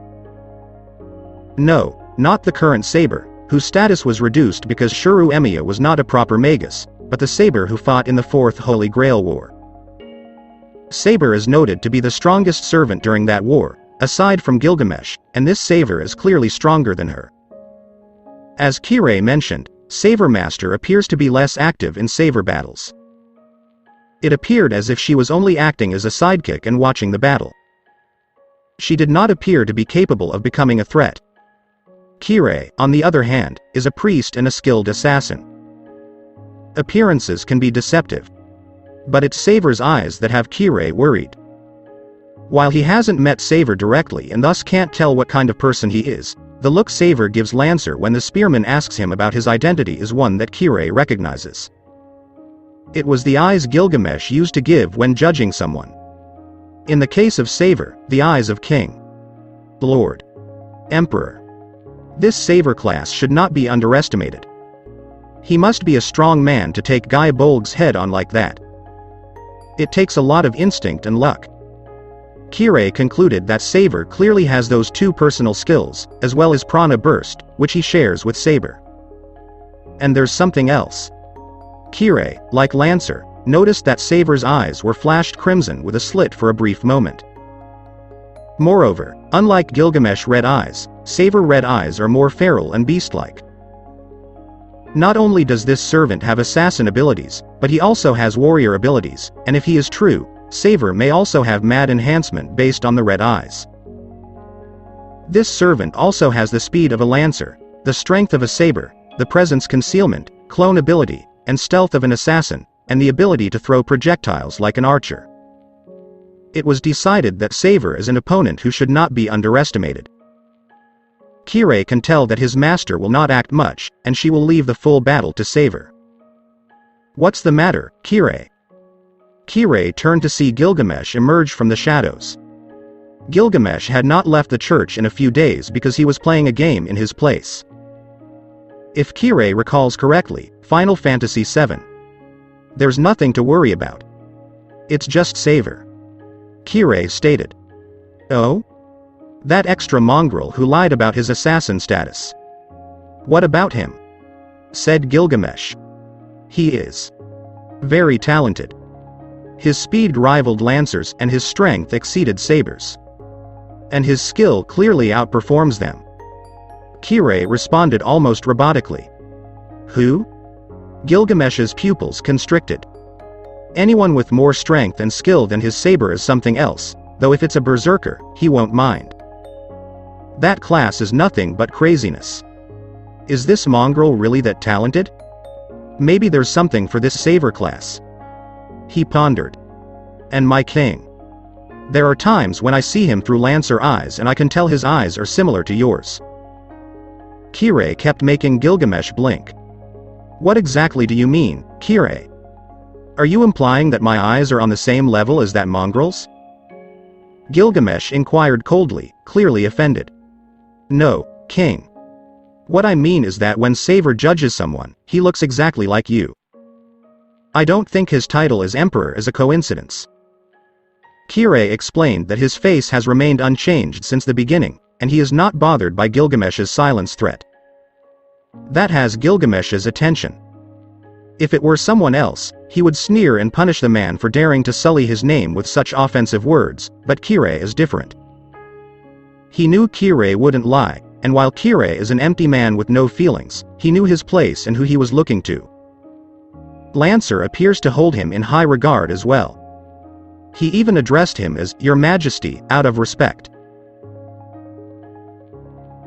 Kirei went on. Does that dog acknowledge him as king? Gilgamesh inquired, his eyes narrowed. He had seen Lancer from afar. True, they had never met, but he could tell that dog lacked respect, even if it was toward his true master. And to think that this man made that dog respect him like that, this Saver might not be a phony. Perhaps like Iskander the King of Conqueror, who, while laid back, is still a king whom the King of Heroes respects. His ideology is good even by Gilgamesh's standards, and he is one of the few people who can impress him. He is not a half-baked king, but a true king. He is not as great as him, but he has his own reasons, which Gilgamesh can accept. I see. That's quite fascinating. I guess I'll visit this servant by myself and see what kind of person he is. Gilgamesh murmured after a brief moment of thought. He made a remark. He will decide whether or not this servant is worthy of his attention. Are you going to go look for him tomorrow? Kirei inquired. No. This servant is patient. I still have something to finish, and I intend to finish it in 3 days, scoffed Gilgamesh. In other words, Gilgamesh wishes to complete his game before visiting Saver. That's what Kirei assumed. Please describe this Saver-class Kirei. He has spiky blonde hair, blue eyes, whisker marks, and he's dressed in orange. Kirei instructed Gilgamesh to make the King of Heroes blink. What are whisker marks? Is it the one with the fox or cat face? Gilgamesh inquired, almost deadpan. Yes. Well. Isn't that strange? What kind of heroic spirit has whisker marks all over his face? HMPH. Regardless, I'll find out later what kind of person this mongrel is. For the time being, I have a task to complete. Gilgamesh reflected as he turned around. When Lancer switched from Summoner to Kirei, he began playing Final Fantasy VI. It's almost a week, and he's determined to finish this game in that time. Such a simple task is appropriate for a king. Naruto and Monaka are back. Both of them appear via flash to their residence, and as soon as they do, Monaka latches onto Naruto and places her hand on his chest wound. Naruto. Are you all right? She inquired, concerned. While it was painful to have your heart pierced, even if it was only on the surface, Naruto was fine. Sasuke has destroyed his right lung and created a hole in it, and another Chidori has pierced him just a few centimeters above his heart. And Neji attacks there as well, closing 64 fatal points on his Tenketsu. And damn bitch, reopen it hurt. Even with the Kurama chakra. And there, in the forest of death, against Orochimaru. And there he was, up against both Idiot Brother and Mizuki in his tiger form. And also against Kabuto. His heart tendon was severed as a result of those strange glasses. That's ridiculous. It was excruciating. And he still received so many fatal wounds. It was so many that he forgot. He had it all when he was 12. 12. Fucking 12. So a graze to the surface of his heart isn't too bad. And Kurama's healing, as well as his own, aided. The wound had already healed, though it remained visible. Naruto stated that it will take half a day to heal. Oh, my emperor. I knew it wouldn't kill you, but... Monaka trailed as her fingers touched Naruto's chest, letting the blood wash over her hand and staring at it for a moment. Before she brought it up to her face and licked it. As if it were soup. Then she moaned as if she had just eaten 5-star hotel food. Naruto is becoming increasingly uneasy. Even your blood tastes so good. My emperor. Monaka whispered in a dreamy tone as she leaned against Naruto's chest. Monaka-chan. Naruto sighed as he grabbed her shoulder and pushed her away. We can have you act like that later, but what do you want right now? He inquired. He knew Monaka wouldn't be satisfied with the battle that day. Monaka will want to see more after witnessing his fight against Berserker. With the exception of having sex, of course. Naruto added as he noticed the gleam and sparkle in her eyes. Monaka scowled openly at that. Why? Naruto must think hard after hearing this. Monaka is not like other people. Even if he explains the servant-master relationship in a friendly manner, people like Monaka will not accept it. And it may also jeopardize the path he is preparing for her. Monaka Haim. You've become obsessed with me. Monaka shamelessly nodded as Naruto pointed. I'm not interested in having sex with someone who is obsessed with Haim. If I did it, I hope the person who has sex with me is sincere in her feelings. He stated firmly, and it is correct. He didn't mind having sex with Monaka, but doing so with Monaka in her current state of mind would be a problem. Definitely a problem. Monaka must love him in order to have sex with him. People like Monaka can only be properly changed when they feel that one, not love born of obsession, but love born of genuine feelings. After all, love is the most powerful emotion a living being can experience. It can even turn a saint into a murderer and a psychopath into a saint. Never underestimate it because its fire is so hot that it rivals God's flame. Monaka was taken aback by Naruto's statement. Love. She has never felt that. She is not lying. She never feels that emotion. Monaka is wearing masks in public, but they are all masks. She never loved any of her classmates, she never had a silly crush, she never loved her parents, and she never loved her sister. She never fell in love. The mask she created is never meant to feel anything other than her own happiness.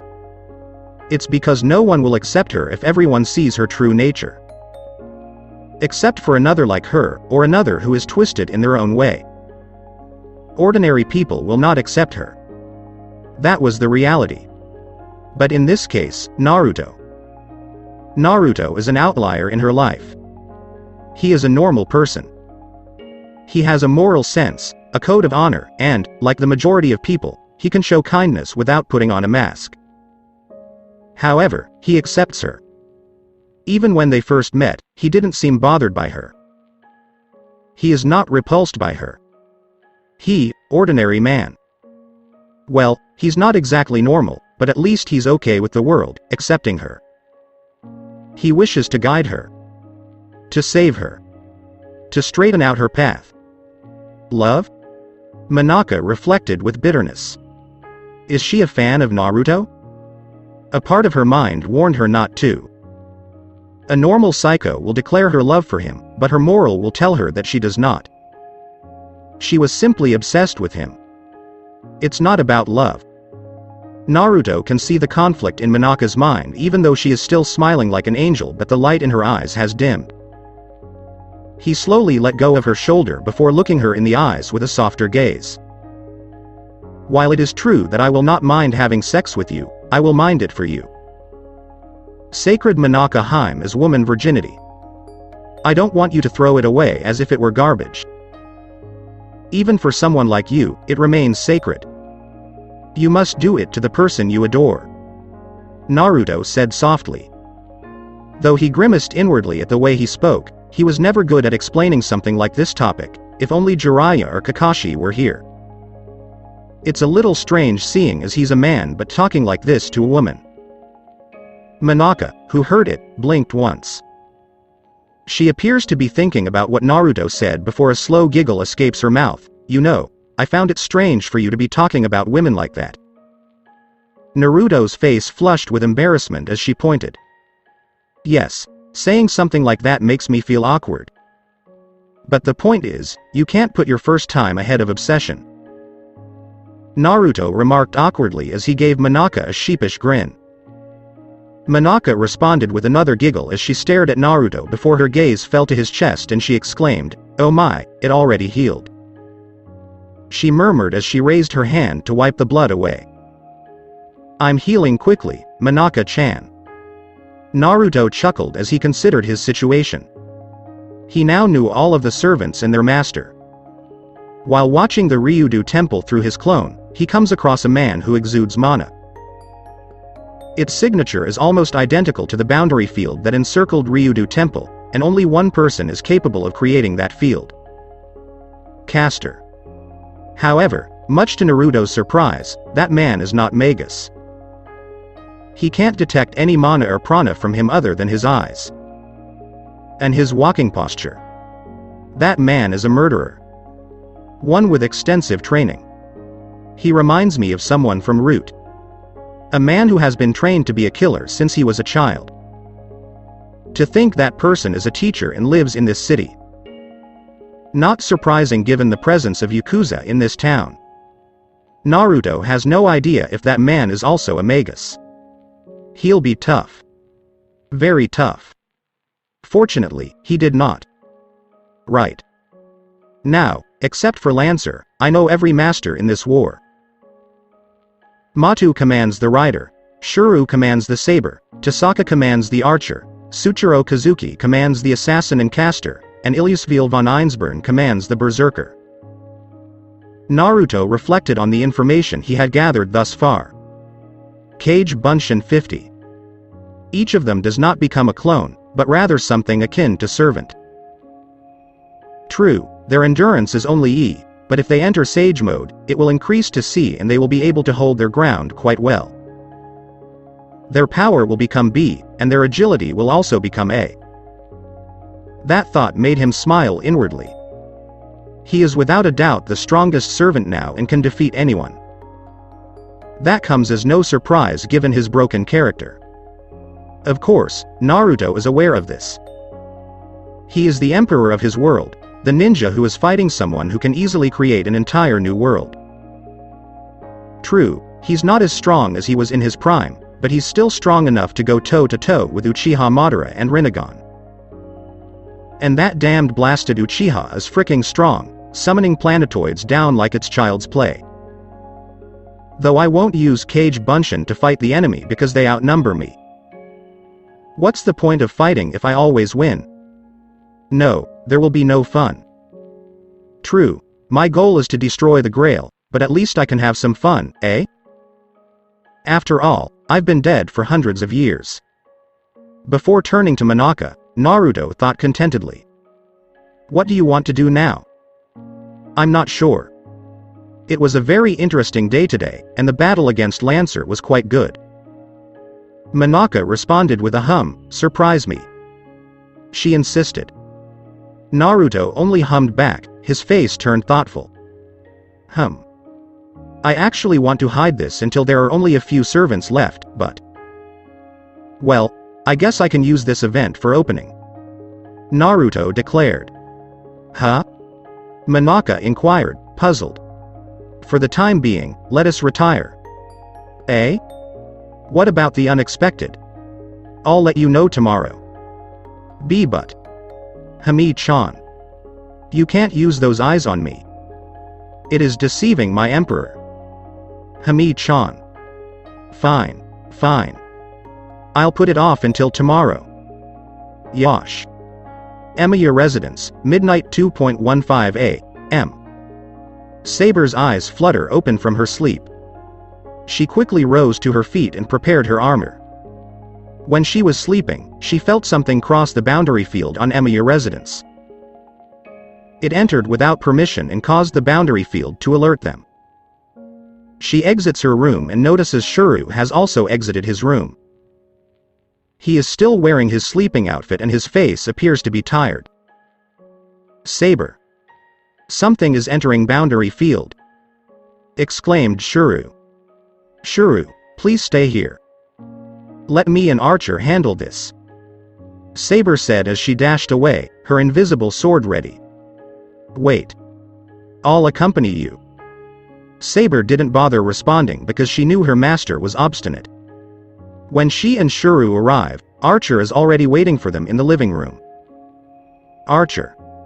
Who is the trespasser? Saber inquired. Archer, who had been summoned, turned to her with a strange expression on his face. Well. Apparently it was a girl, and she did alert the boundary field, but after that she went to the front door and knock. Knock. Everyone's attention is drawn to the knocked-on door. Archer and Saber exchange glances and nods, the silver-haired man tracing a bow with an arrow ready in his hand, aimed at the door, and Saber slowly approaching the door. As she approached the door, she felt no danger or indication that the intruder would attack, so she opened it. She was surprised to see a girl around the age of 8 with short bright orange hair and brown eyes.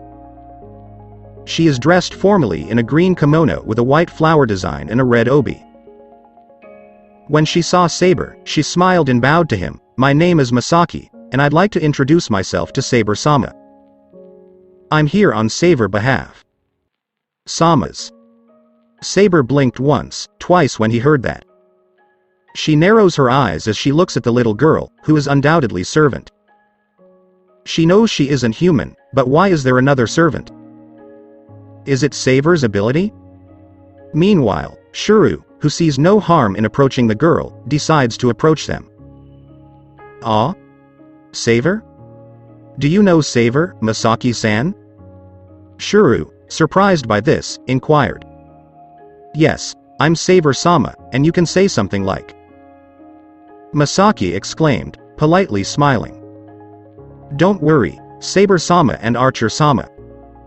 I will not harm you. I swear on the honor of Saber-sama. Masaki stated as she observed Saber and Archer remaining tense. Saber gradually lowered her stance after hearing that. As far as she knew, Saber was an honorable man, and if this girl is telling the truth, everything should be fine, though she is still ready to attack at any time. And what makes us think you were sent by Saber? You might be from Caster allies. Archer expressed his skepticism. In response, Masaki reaches into her kimono chest and pulls out a tri-pronged kunai. Only Emiyu-sama has this item, which was given to him by Saber-sama. Will it be sufficient for the proof? She inquired politely. Archer looked at the kunai and noticed it was identical to the one given by Saber, so he slowly nodded. What Saber message? He inquired. Masaki, who sees them and smiles politely before speaking. In the meantime, at Ryudo Temple. Is this an invitation?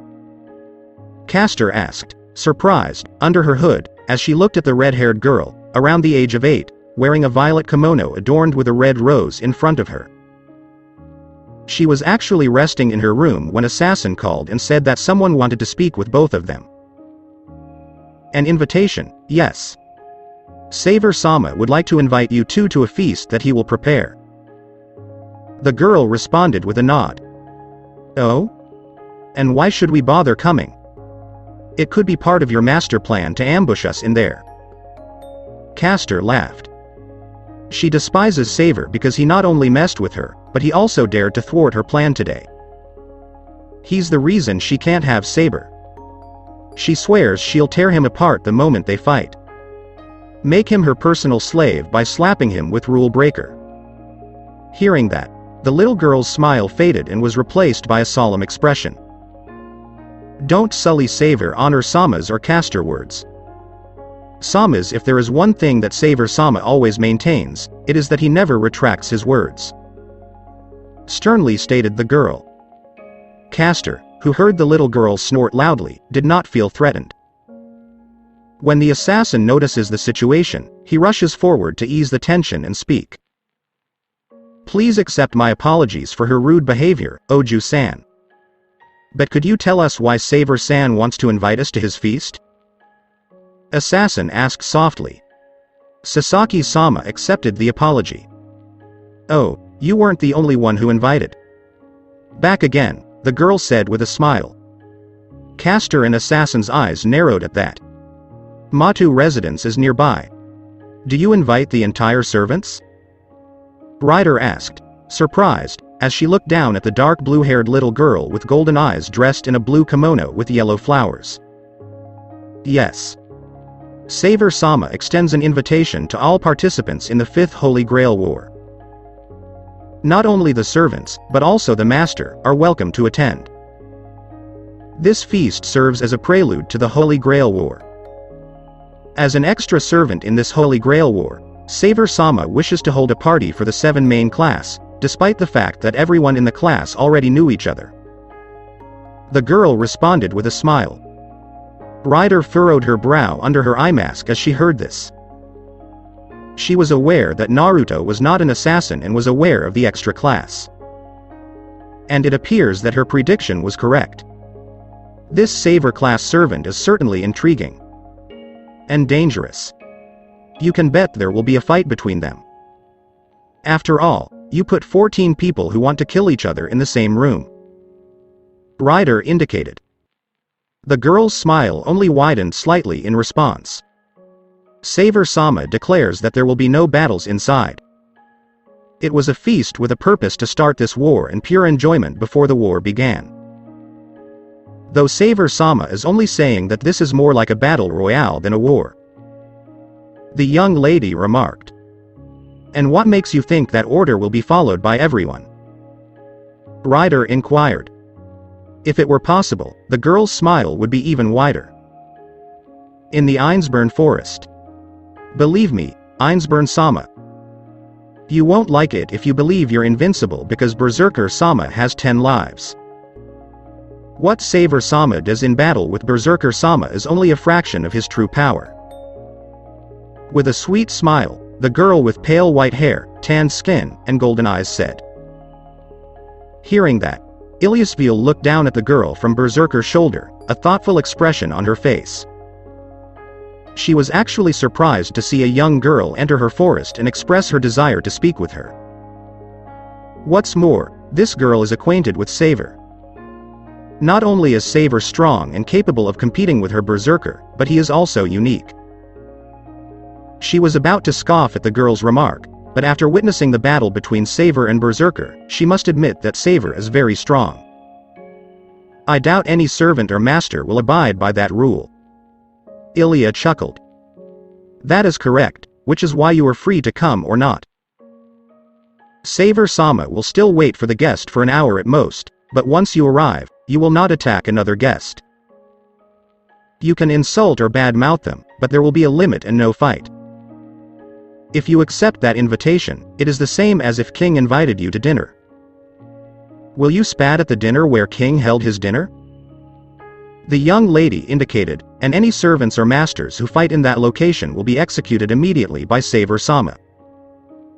He will not hesitate to kill you with all his might, and believe me, Saver-sama is an extremely skilled assassin. You won't even realize you're dead. She finished with pride. Oh?